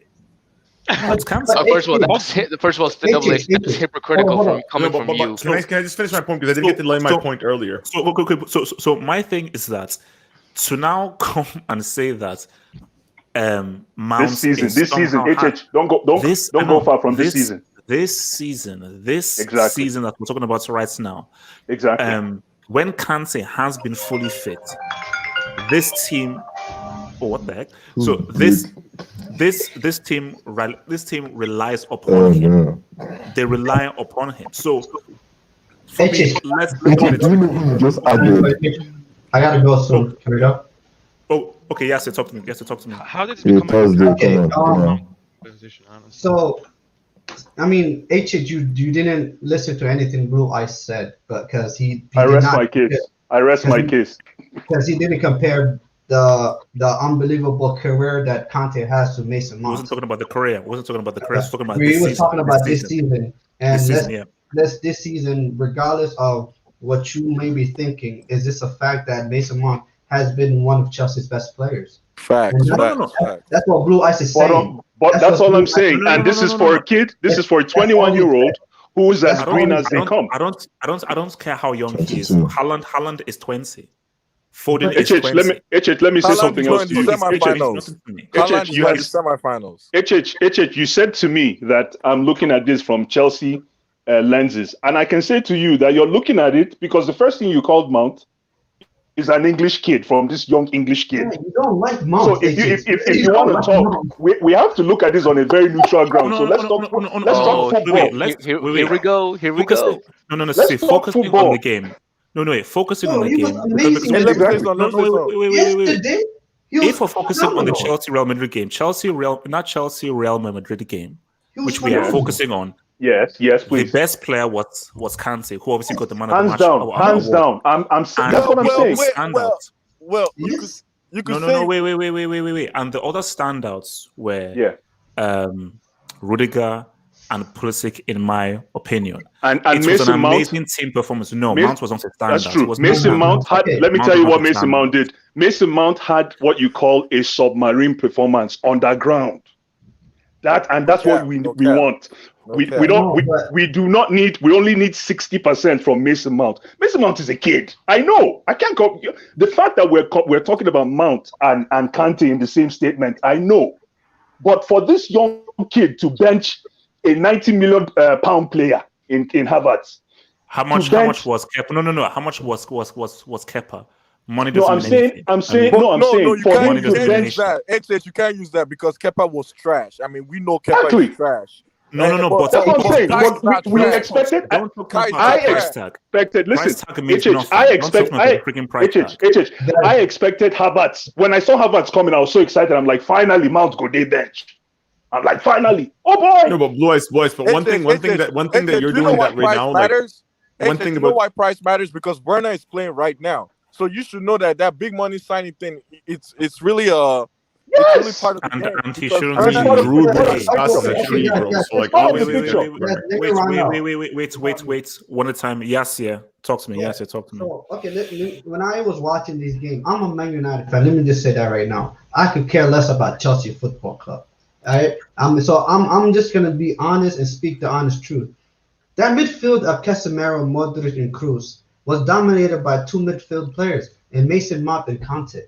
Let's be honest, guys. Mason Mount and Kante destroyed Casemiro, Toni Kroos, and Modric. Especially Kante, and I will agree with HH. Kante, there is moments in game where the midfield of Real Madrid was trying to press Kante, and Kante you couldn't get the ball off of him, and he would just slide it to Mason Mount. Mason Mount carries into space, and they're on a counterattack. That was constantly happening in the first half. But let me just speaking about this game. This one thing I'll give credit to Real Madrid is that I don't know how Real Madrid stayed in this game. Well, I do, Timo Werner. But anyways, Real Madrid should have been down at least 2-3 goals. Let's be honest. Timo Werner literally was playing against Chelsea, and as long as Timo Werner is on that pitch for Chelsea, you guys have Real Madrid has a huge chance. But let me give my props to Benzema. I'm gonna give my props to Benzema, best player in the world now, and I'm gonna give my props to Milito. I felt like Milito had a phenomenal game yesterday. Yeah. I thought he was, in terms of the three center backs. I thought Varane. Did you see Nolito? Yeah, Milito. Milito was. I thought. Miliato, what's his name? Militao. He means Militao. Yeah, I was confused for that. I thought Militao had a phenomenal game yesterday. Yes, I agree that tactic didn't work for you guys. The three in the back did not work for you guys. And I feel like playing Varane, I don't know, Varane was shaky for me. I didn't think Varane looked like he was ready for the pace and for the intensity of this game. I thought Varane, but that being said, Zizou really didn't have any choice, to be honest. He really didn't have any choice. He didn't have no left back or right back. He had Carvajal coming back from injury, and he had to play Marcelo. And Marcelo is a brick. He's absolutely a brick as a defender. Unfortunately, he's not the same Marcelo. So my question for Zidane is like, I think Arthur has to play next game. Must play Arthur next game. If he needs, they need to do that. Have you guys seen the Karate Kid? When he's doing that magic to that leg, you had to like fix the injury with Mendy. I feel like Mendy has to play next game, and if he cannot play, because in my opinion, A huge loss, huge loss. I mean, like, he's back though. He's for the back. They Mendy said is he's back. needed. He's needed. He's needed. He's been one of your guys' best players this whole Easily. season. And so yeah, and what are you gonna do with attack? Because you literally have Benzema, and you have everyone else is pretty much inconsistent. You have Asensio that's inconsistent. You have Vinicius Junior that's inconsistent. You have Hazard that, oh my God, you're just praying at this point for him to at least show an ounce. It's over, of man. It's ability. over, man. Hazard So for this season, it's over. with Hazard. I really don't know what he's This gonna season, do. his career is over. Oh, shut up. I don't know what he's gonna do with this, but then at the same time, you still have Benzema, man. That goal, man. That goal to chest it. Like, come on, guys. He was crowded. Literally, he was crowded in the box. Chest it, and he volleyed it. Phenomenal, man. But yes, I still Real Madrid always has a chance. They always have a chance. They're 113 Champions League So, for a reason. who's your money on for the second leg? Who do you put your money on for the second leg? I don't know, HH, because Man City's through.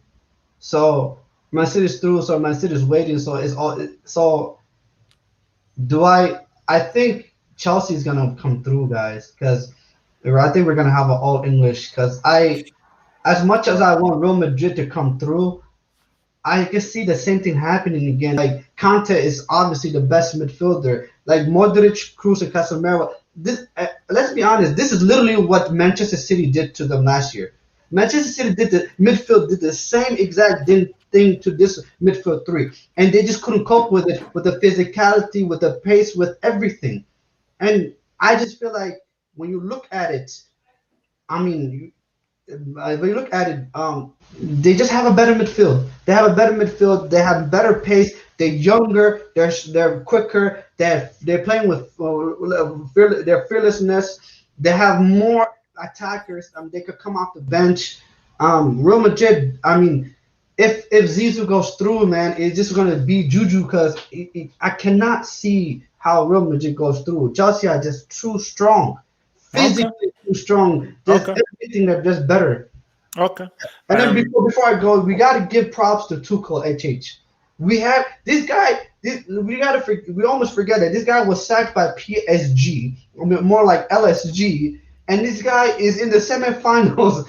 And he could be in the final while PSG get knocked out in the semis after taking it to the final last season. That's crazy. Yo, has there ever been a manager who's lost back-to-back Champions League finals with two different teams? Didn't Juve do it in the 90s? No, I'm talking about two different coaches. I mean, with two different teams. Oh, to coach. I don't think so. Not that I could remember. Yeah, well, Chelsea's gonna be the first one. But gonna be the first one.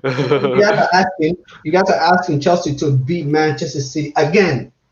I mean, how many times does Manchester City have to lose to Chelsea to understand how to play against Chelsea? That's the thing. So, yeah. Okay. So before I come to your boy Nats, Mr. Chelsea Babalawo, who is here, who says Timo is playing for Madrid. 23 big chances missed. Timo is a ops. He's a double agent, and I'm bringing him up on espionage charges. The guy is a piece of crap, and he's a double agent. And if Werner stops this Chelsea dream, I'm going to prosecute him. Whimsical Thoughts says, and I actually know, well, I'm going to come out to that. So Eddie says, Madrid's midfield was handicapped due to formation. This is true. That's why they played a back three. With all those guys back, they're going to go back to 4-3-3. It's going to be a very different second leg. It ain't over. Wait. And then from Mika Johnson says, thank you for the dub, Mika Johnson. Big up, bro. But is it safe to say that Ruben Diaz is currently the best centre-back in world football? I would still put Marquinhos ahead of him, personally. So you would say maybe he's second or third. I would also say right now, based on form, it's a Marquinhos. And Bernardo is one of the most underrated players in Europe. I wouldn't say he's underrated. I think people appreciate him from a quality player, but I think he's underrated. Now, Whimsical Thoughts says, comparatively, which second leg would be better? PSG.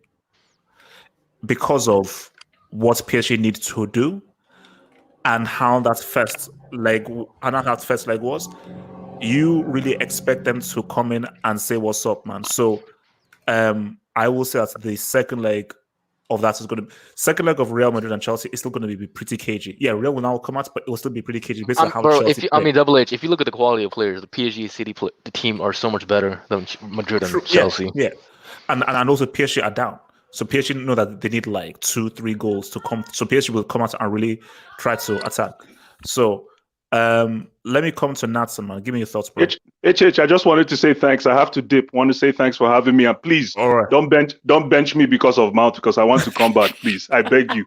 Don't worry. We all have the same common. We all have the same common goal to win this Champions League. Feel free to come back. The doors are open. Right Yo, here. blue eyes. I guarantee you, in 2 years, Double H will make a video. It says, "Convince me why Mason Mount is a top 5 player," like he did with Ronaldo like 2 years ago. We wasted so many hours on that video. Oh, gentlemen, thanks again. Have a good evening. I can't believe the guy convinced all of you to do that thing, man. Wait, Nata, talk to me. Nata. Do you hear me? Yes. Okay. I have one thing to say. I have to confess this. Chelsea deserve respect, utmost respect, because I didn't expect Chelsea to be this good, because he came into a very poor side, and transformed them to probably the second best team in the league, if you're gonna go by form-wise since they came in. But let's not forget here, because Real Madrid did not play their strongest 11. Although I think Chelsea absolutely outclassed in that leg, but they didn't play their first 11. And if you saw that game, that back three did not suit Madrid, because essentially in that game he was playing as a second striker. If you see him, he was much more high up the pitch than he usually is. He's high up the pitch, but not that high up the pitch. So they were not playing the normal formation. They were playing Marcelo, which has been a liability for them when he actually plays in big games. So we have to keep that in mind. They're gonna have Valverde next second leg. They're gonna have Mendy second leg. Who else was missing? I can't remember. By the way, Vinicius cannot play that second leg because he cannot break down a back three. So you're saying Hazard has to start then? He has, as bad as Hazard is, as bad as he chose burgers over glory at Real Madrid. Hey, come on, that's below the belts, bro. Come on, man. He has to play. He has much more creative ability than Vinicius. And to the person that said Mount works 9 to 5, Mount works overtime, bro. That guy is he's a runner. So you underrate him a lot, HH. But to say that he's better than Kante, no, he didn't say better. He just said more. Even if he's more important, he's not more important than bro. I mean, wait a minute. Look, let's not. I'm gonna just say something. Kante was immense that game. But a lot of forward thinking from him broke down. And I know how much could Kante do, but as a world-class midfielder, I need him to, when he's in that position, he has to find the right passes sometimes. And that's the only way, because if he's the one progressing the ball up, and actually Mount was kind of doing the same thing Kante was doing. You know, Modric and Kroos could not smell them because every time they got the ball, they moved the ball up 26 yards in like 2 seconds. So that's why Mount was key. So what what's his name again? Blue Eyes, or what's his name? Was saying was he's just his ability to be everywhere, never tired. And look, I don't care if it's the Galacticos coming next week. I already know Chelsea is winning because of our hunger in it. The hunger in it. Wait. Because we're hungry. Hold on. I'll tell you. Look, wait. This is a Chelsea fan. Let me land. You have a 35-year-old Modric playing that cannot even touch. They cannot touch Kante or what's his name? Mount. Now imagine if Kovacic comes in to replace Jorginho, dude. They're not sniffing nothing. So the midfield is already over. And you said they should go back to a 4-3-3. Fine, go back to a 4-3-3. Watch what's gonna happen. Bro, he's gonna serve it back, bro. I'll tell you. I don't care if they bring Ferland Mendy back. I don't care if they bring Benjamin Mendy back. I don't care if they bring Edouard Mendy. Any type of Mendy, bring him. Chelsea 3-0. Pulisic hat-trick. Clip it. Pulisic hat-trick. Gatlock, don't clip this. No way. I am telling you right now, Pulisic is cooking Mendy or anybody he is. I am telling you, Madrid is not scoring a goal in Stamford Bridge. Wait, you know how lucky Real Madrid are in the Champions League? They can Bro, win games Madrid without could even use playing Juju, black magic. I seen Zidane's shelf. That's exactly what I was gonna say. Zidane's Chelsea shelf. are gonna Hold up, I'm Nigerian. I have Juju too. Zidane's shelf. Zidane's shelf. I saw black magic right there. I don't Yo, care. did you say jujutsu? Oh my god. You know what Juju is? I'm actually Yes, Chelsea we don't, Babalawo. bro. I'm I've actually been in Chelsea this. I've been in Babalawo. this hangout, I'm man. I back. mean, the host I'm literally used actually. juju. Wait. HH, would you be surprised if Casemiro scores a goal early on and they scrape a 1-0 win? Like I'm that Real Madrid can scrape a 1-0 win easily. Chelsea Oh, can do that too. That's what Chelsea have been doing. no. My thing is that Chelsea have to realize is that don't start celebrating. Because again, and I think because I was watching ESPN FC and Ale Moreno made an amazing point. This was the opportunity to go away with a win. Because Real played badly. This was not their best team. No Ramos, no Mendy, no Valverde, and those are three very important players. Marcelo isn't a starter. Mendy is their starter. Valverde is crucial for their midfield because Valverde brings in those legs and those freshness of legs that they need in that midfield. So the fact that you didn't beat these guys when those guys were missing, Real Madrid know that, man. We only escaped with a 1-1, playing that as badly as we did, and we escaped with a 1-1. Real were like, that's all right. But we're still going to find space at their back line. All we need is Jorginho to know how to ping a damn pass. And that's the only reason why I don't like Jorginho All in you midfield. need. All you look, need. I'm telling you. Oh, wait, my bad. Timo Werner explained. Look, first off, if Tuchel plays Timo Werner, if Tuchel plays Timo, look, right? You remember I was all Lampard in. I got to come take the L here. I take the L, Tuchel's the right man. Hold on. Hold on. Tuchel is the right guy. You were pro Lambs. I was. Okay. Look, Tuchel's the right man. So I'm always confident going to games though. But like I'm saying, all we need is those deep passes. It's like we don't have that except Rudiger is doing it. Why is our defender being the one deep line playmaking when we have Jorginho or quote unquote Regista not playmaking? And really, because every time I see guys making runs, no one is picking them up. We could break this Madrid black backline because they kind of make mistakes. They feel so confident. But you guys look at Modric, Cruz, and what's Casemiro, and you see that name, the name behind that jersey. It brings that heat. But listen here. It's not because of the name. We're saying like the formation that they were playing did not suit their play. Okay, but why did Zidane change it? Because he was scared. That's it. Because he was scared because he was scared. He have his main defenders there. Bring Mendy and Valverde. If Mendy was playing, it's not about being scared, bro. It's about he doesn't have enough players. It was a necessity. He had to play badly because he was missing He only has 11 starters we didn't play Rich James, I guess. We didn't play Rich James. We played Timo Werner, so we're down to 10 men. We were playing against the referee that did not want to book Casemiro for freaking assaulting our players. So we have some things against us too. So I'm not here for this is the Champions League. I'm not here for no excuses of the only thing I can say is we got to be more clinical. That's it. But except from that, this Chelsea team, the defense, the way we play, the way we defend in this Chelsea team, we defend together. You got Rudiger at the back. There's a nonsense. And you still conceded to Benzema. You still conceded because that was a goal out of nowhere. They can still score. Matter of fact, I'll say that Militao guy pushed the hell out of Aspilicueta, pushed him down to get that header. But like I said. Bro, wait. You might think I'm waffling right now. Okay. You are waffling. So wait, easy. So let me just take this dub because you are. Look, it's too much stuff you've been said. Hey Jed, you need to stop this guy, man.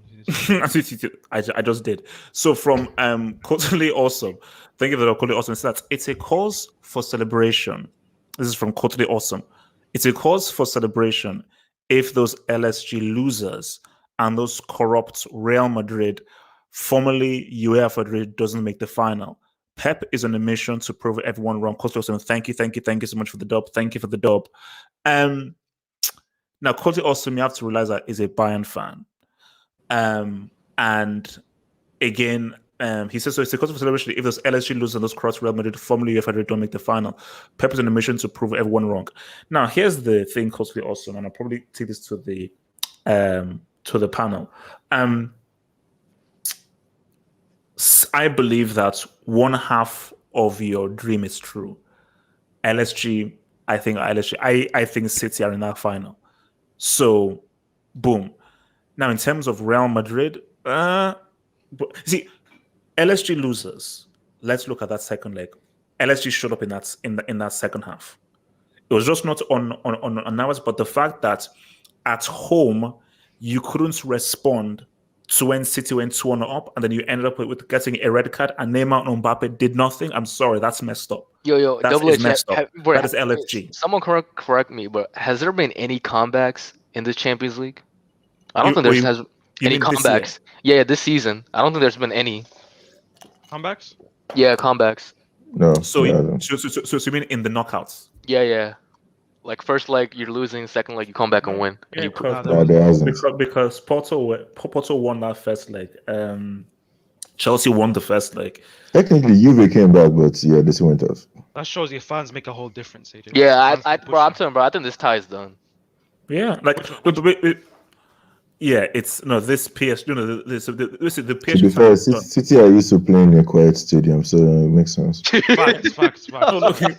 But see, my thing though is that Chelsea, Madrid, that can go either way. Like for me, it can go either way. Because you're going to see a totally different Real Madrid. Hold on. I want to have my take on this Chelsea Madrid game. I also do. Okay. Gatlock tells me then also sooner. All right, cool. Give us a good analysis here, Gatlock. Your last few ones have been brick. Oh. Because they want him to lead Real Madrid to a La Liga title. And they wanted to lead Real Madrid to a CL. They want to lead to a CL. Guys, I cannot wait for this day. Like, this is going to be one of my most anticipated series for your boy Zach. Oh fuck. Okay. Nobody call him Hazard. No, Gatlock. The name Hazard is bad. The only name I want to see is Zach. Relax. I'm getting to the best part. The only name I want to see is Zach. Because Real Madrid have been doing all right. A win, a draw, Benzema scoring. But the thing about it is Hazard is the key. And Zad is the key. And Zad knows that this is huge. Because I cannot wait to see full on Zad. Because the preseason is preseason. During preseason, you're allowed to eat.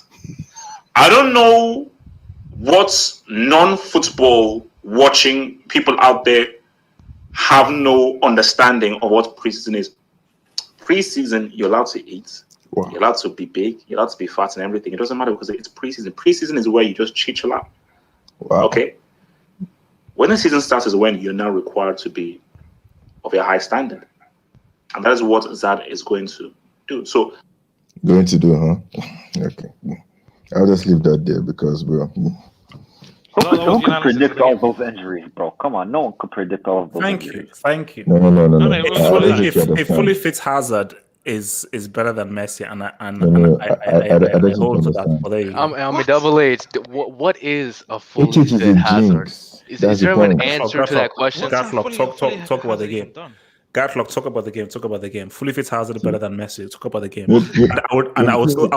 I'll take Di Maria in a final over Messi. Gatlock, talk. How about Willian is as good as Messi? Talk about the game. Chelsea, Real Madrid. Talk about the game. Talk about Anyway, watching this game, that first half was a blowout. I was expecting. I was watching you on Twitch as well, bro. But you know what? Ahead of you. So once Werner missed, and the funny thing is, you put a poll in the beginning of the day.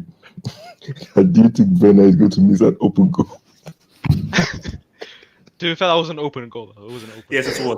It counts. It was an open goal. It counts. Yes, it was. It was. I can't say It was an open goal, bro. It was. Bro, he should have put that in. And I was defending dude earlier, but I was just messing around. He should have put. When he did not put that ball in, I was laughing my ass out because. No. When he didn't put that ball in, wait. Gato, when he didn't put that ball in, I immediately opened Havup's live to watch his reaction. Because you see, that's the thing. It's like for me, the experience for you guys was so fun because you're always ahead of me. You know that, man. You can give it 5 seconds, and I don't know what's going to happen. So you just know that, man. Let's just wait until this guy sees this moron do this crap. Exactly. Bro, like it was hilarious, man. Like, The no, guy man. played that mess, man. No. Look, this is when you know a guy is pissed, man. Well played, well played.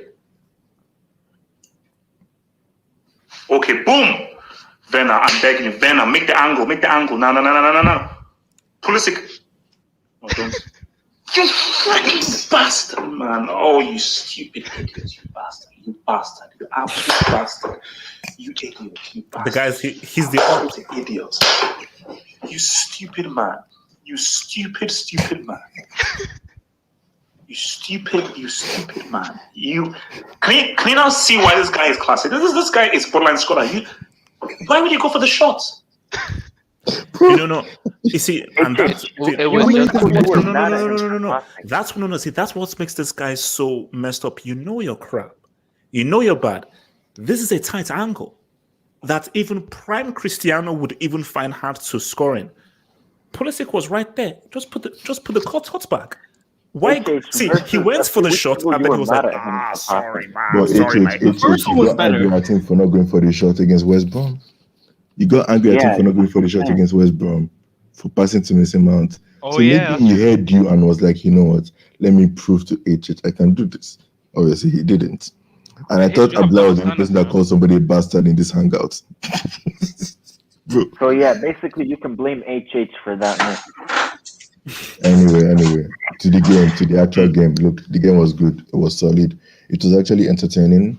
Although the second half kind of made it die down. And to be fair, I could understand why, because the thing about Chelsea is by the time they were getting tired, they were playing to Real Madrid's hands, because Real Madrid, no offense, their midfield is great, but they are slow. So that kind of playing to, yeah, and you could tell that Real Madrid were kind of controlling the game more in the second half except for Kante, for some reason that guy did not get tired, and Mount. But yeah, for the rest, I think Benzema was isolated, man. I mean, we got Vinny, man. Like, oh god, that guy is, I don't know what to say about that dude. But yeah, and Rodrigo, like, of all the rubbish Brazilians I've seen around nowadays, man, I mean, those guys are kind of quack. Bro, he came on in the 92nd minute. What was he gonna do? Nah, not just that game, like in general. So the thing is, look, Hazard, he tried, he did his best, but he just come back from 2 billion injuries. So we don't know how good he'll be. But saying play him ahead of Vinicius, I don't even know how that will go out. I don't know how that will pan out, because although against a back three, I think Hazard can try and do something. No, you have to, because if you're facing a very defensive team, it makes sense to go with a Hazard. I think you've just done with Vinicius, you need space. You need a team that gives you space. Hence why he was effective against Liverpool. But a team that doesn't give you space, Vinicius isn't as effective. So you need someone like Hazard, who is much more of a technical guy who can pick a pass. Bro, and for some reason, I don't know why Chelsea were just spamming crosses towards Werner. He ain't Giroud you have over there. Like, although that chance did actually come from a cross somehow. And yeah, he should have put it in, but he didn't, because he has number 11 instead of number 9. So look, for Chelsea, one goal was good. I think you guys should have scored more, let's be honest. And the funny thing is, I think I was listening to ESPN and Ale and Danetilo actually asked the exact same thing. What the hell was Marcelo doing on that field? Like, what was his position? Like, the dude was literally just, I don't know what his position was. He was just there. He was just there. Free row left wing back. I've never heard of that one before, but that's what he was apparently doing. Although, to be fair, it was his cross that led to the Benzema goal, to the setup of Benzema goal. That's the only thing that he actually did. So look, I'm happy that Valverde is going to be back. At least that's a younger midfielder. Sadly, Vasquez ain't going to be around. Hopefully, Carvalho will have enough minutes to improve his game. Who else is there for Real Madrid that's come back? Ramos Mendy as well. Yeah, and I think Real Madrid need to go back to the back four, because I don't understand how a team can look worse in a back three than a back four. It just shows that that system does not work for them, because they looked more solid against Liverpool with just Militao and Nacho there. And not as if Varane was rubbish, but that back three just did not work. Hence the reason why I selected the back four in the first leg. Before the game, we did our hangout on Twitch. I selected a back four for Nacho to be on the left because clearly that back three did not work. Chelsea really should have scored more away goals, and that's the crazy thing because you guys only have one away goal. I can see Real Madrid scoring one or two at Stamford Bridge because most of your crazy results has come against the West Brom game was in Stamford Bridge. The boring draw against United, Stamford Bridge. Most of your games have come away from home that have been good, except for the the attacking virgin zone. So, and even the Sevilla one, quadruple away from home. Who would go through in your view? Real Madrid or Chelsea? If you're going to put him on a Real Madrid or Chelsea for the second leg, I just don't see a situation where Real Madrid are this close to the final and they bottle it. But if Chelsea are going to be a tough test for them, they can easily go through.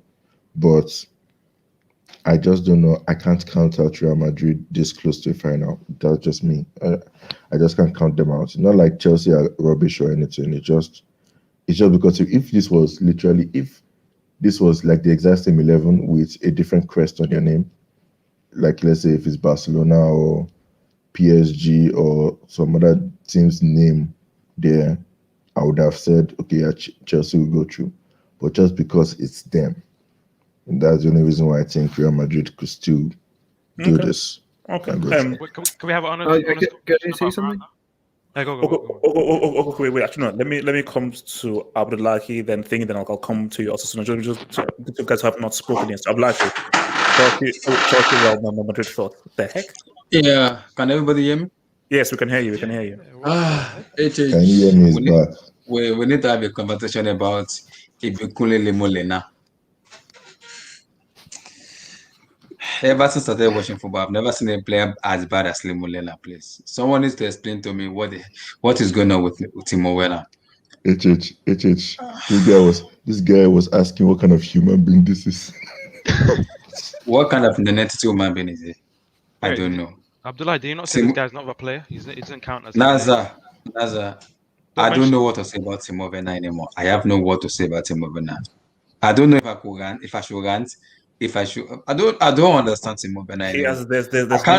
There's no hope for him, bro. I don't understand how we play. Where's Eddie? 20 goals this season. Where's Eddie, please? He's taking that back. He took that back. He took that back. I don't know how Timo Werner become a football. It should be an AIWA sprint runner. That's what she should be. He should just keep running. He needs to. I don't understand Timo Werner. I don't understand. But you need to do what Jack Grealish did. Find a Nigerian girl and make some Guppy.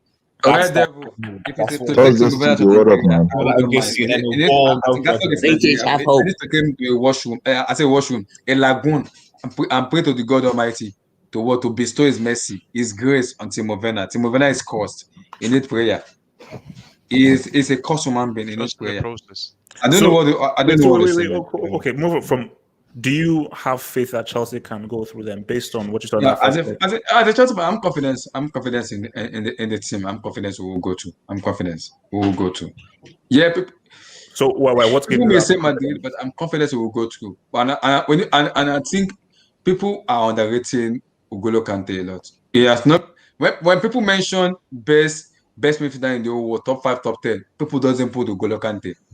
People don't put Kante. I'm hearing Kouros, Modric, Casemiro, Kimmich, Goretzka. That's all I'm hearing. None I've ever put N'Golo Kante in their. To be fair, Abdullahi, I think the reason that is because of injuries. Let's not forget, we're talking about best strikers in the world. Nobody's talking about Lewandowski right now because dude has been injured, man. So yeah, but if you look at how N'Golo Kante has been played, it needs to be spoken about because it's been disrespected a lot. N'Golo Kante, what that guy did yesterday, with the caliber of player of Casemiro, Toni Kroos, and Modric, my Lord in heaven, Kante needs to be given the shit for that. Yes, he has to be given because what he did, that guy never stopped running. What he did, and I'm grateful as a Chelsea fan that we got N'Golo Kante as a player. As a Chelsea fan, I am so happy and I'm grateful that we actually get a player So of N'Golo what gives you Kante caliber. what gives you the confidence Chelsea go through What gave me this? the Real confidence? Madrid now have all their best players back for the second leg. As a fans, I'm confident because Madrid will give us the chance to score goals. We will score the goal. They will give us chance. As long as we are clinical enough, we will go through. As long as we are clinical, we will go through. Madrid can tell me it was an easy match to play against. It was very difficult to play against us because we don't concede that much. By the West Brom matches, so we depend at there's a togetherness in this Chelsea team, who gave me the confidence and hope that we can easily defend the team. So I'm confident as a fan that we will go through as long as we are given that chance and we convert the chances. Okay. So guys, let's be really compared because we need to sort of round this off for the next few minutes. So let me come to Turbo Timo, Red Devil, then to Osasuna. So Turbo Timo. Real Madrid got outplayed. When I watched the match, I was very surprised at how well Chelsea played. I'm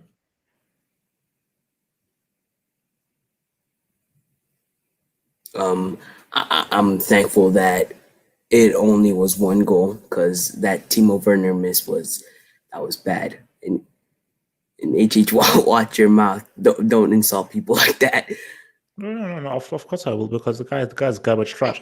But my question to you is this: do you have faith that you guys can turn it around in the second leg? Yes. And plus, Cruz was just coming back from not playing 2 matches, so he wasn't even in form. Okay. Well, what's it called? What's it called? Osasuna. Talk to me.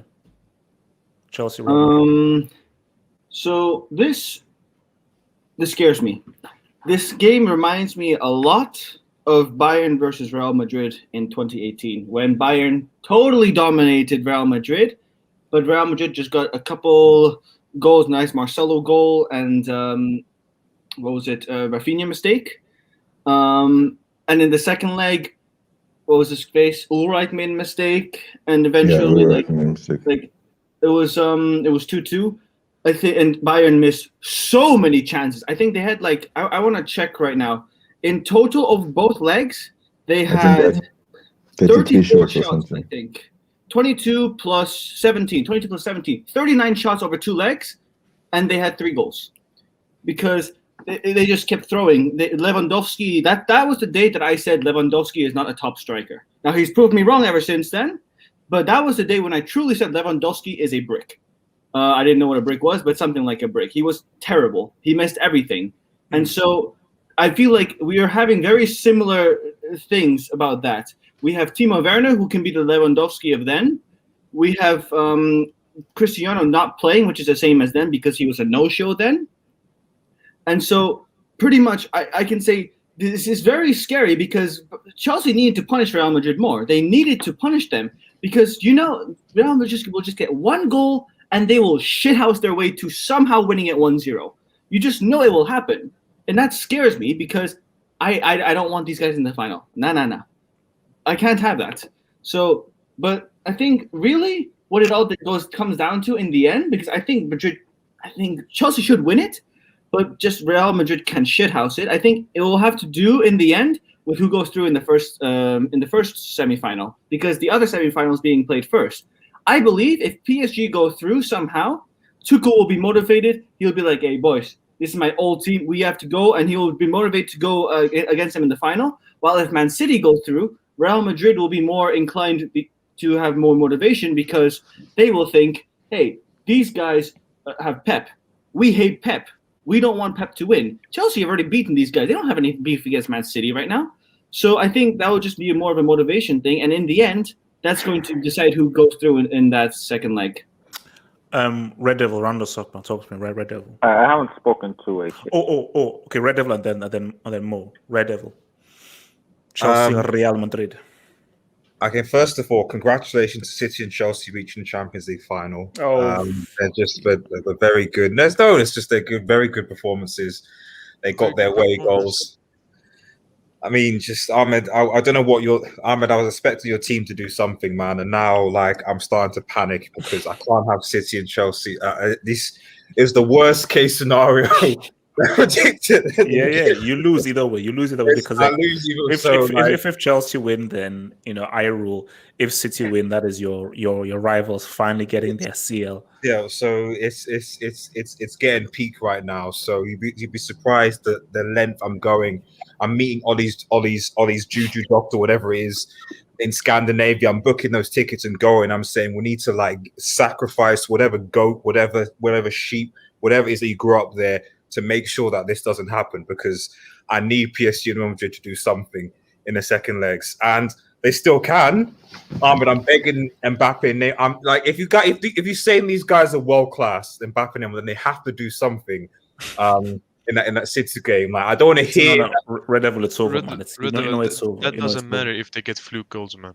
It doesn't matter if they get fluke goals next to I them. just want you bring if they're world class, then score fluke goals against. That's what I'm saying. I don't want to say this, but City's attacker is trash. Their attack is trash. But continue.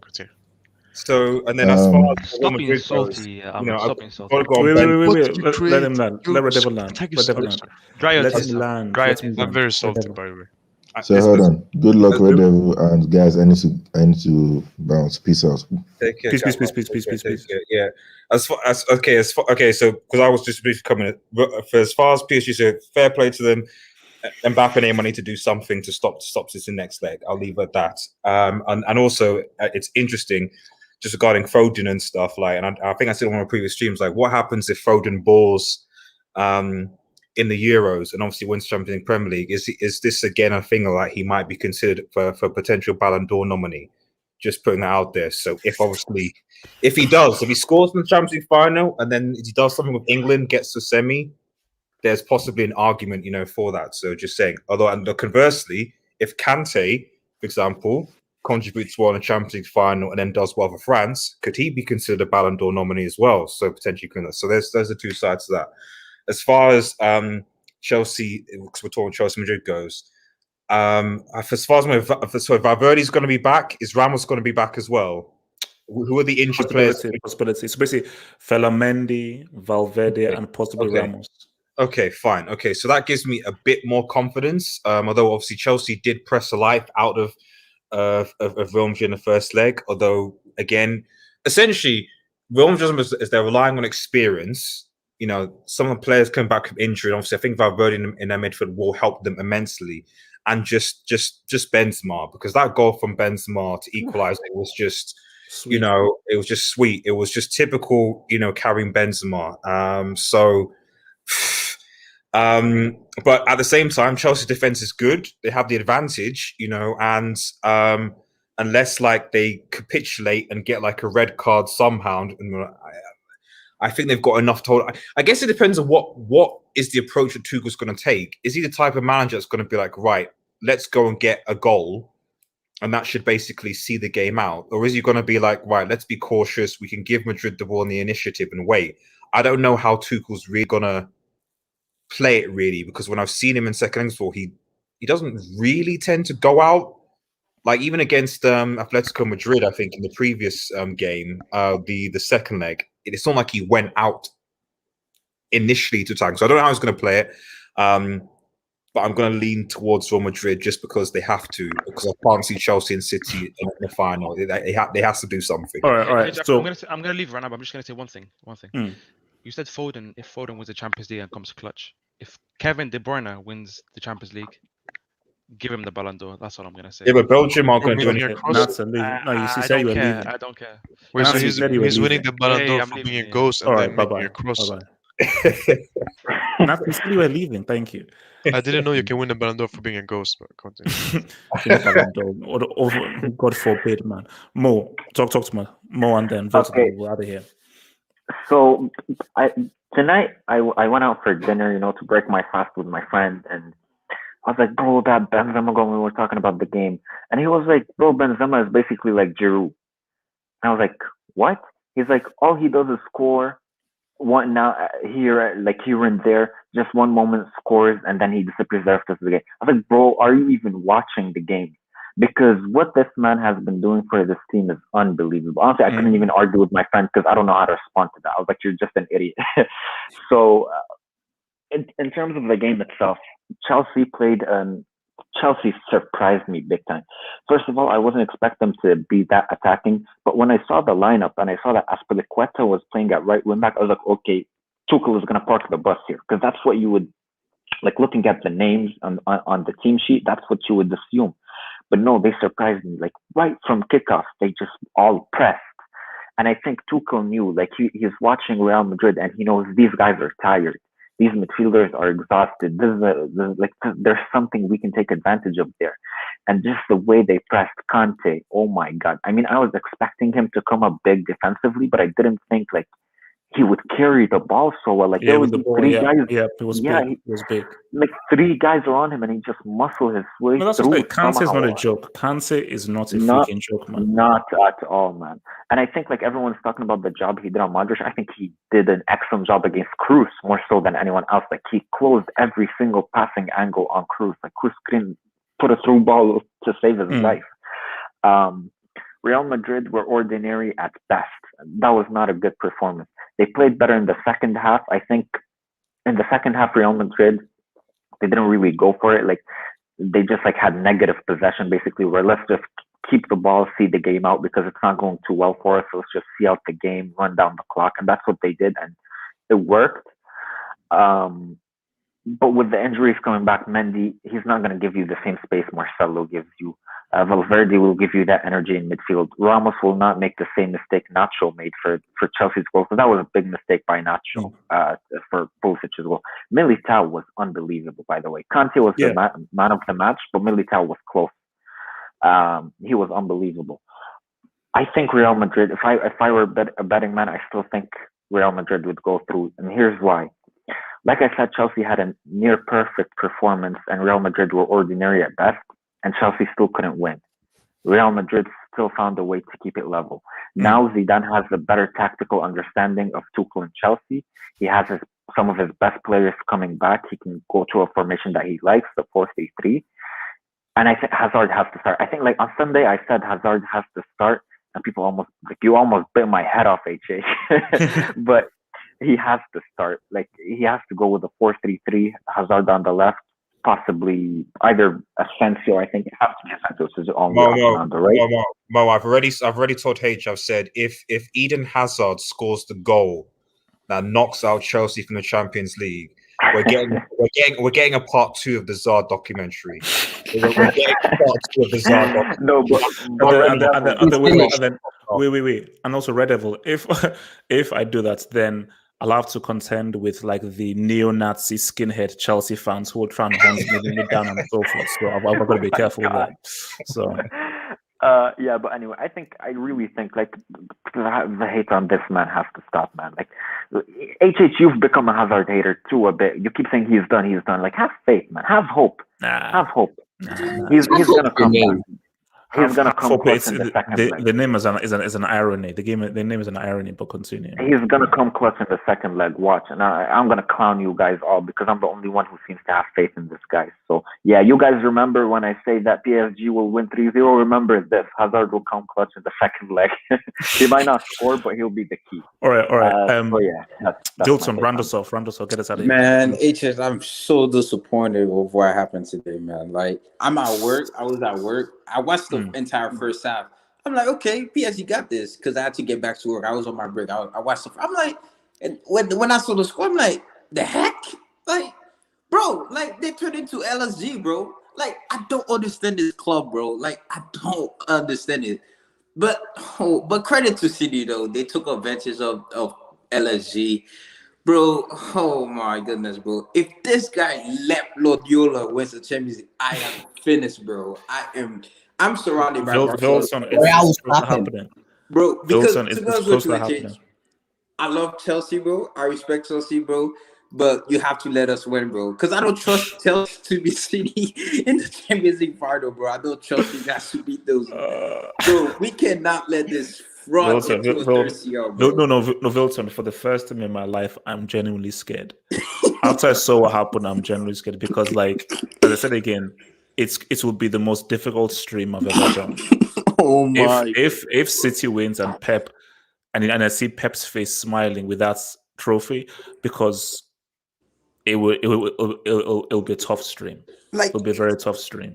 and the sick thing about it, it's not like City really created to score the goal. It was just that the winner goal. I've just seen the goal now. Like, Navas, what are you doing? You gotta save that, bro. You can't assume the ball's gonna go out. You gotta save that.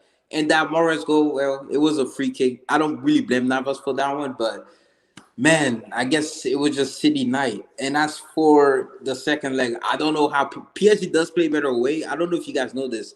They lost 8 games, I think, at home this season, which is insane. Like, I don't know what it is about playing at home for LSG. I don't know what it is. Like, it's like these guys, they don't know how to play football at home. Hopefully they can turn this around. I doubt it's over, but bro, the way it's looking at this fraud named Lep is going to the final, bro. Like, after spending $2 billion, he's finally making the final. Look, guys, look, man, it's been 3 hours. Shout out to all you guys. Like, subscribe, do what the heck you want.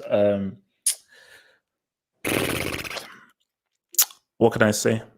But before we round up, do you honestly think you can beat City in the final if Chelsea gets there? They've beaten City already, though, haven't they? Yeah, but that's FA Not Cup. You know, not FA Cup, and it wasn't their full strength team. You see, my thing, Wilton, is it's one game too. It's one. No, game. no. It's like I don't actually. All I want is just stop this guy from winning this trophy. Like, and see, here's the thing, and I think I said this even before. My nightmare, and I'm telling you guys right now, I'm not doing a stream. If Chelsea gets to the final and City beats Chelsea in that final, I can't do a stream. Like, that would just be too painful. It'll be way too painful. So, like, see, if they beat Real Madrid and so forth, okay, it'll be hard. But if it is Chelsea, so Chelsea are denied it by Pep and City, like for me, that's messed up. That's messed up. Like, especially if we don't get top 4, because then that will compound it further. Red Devil, you are sick, guys. Peace out. Stay true. Lord, peace.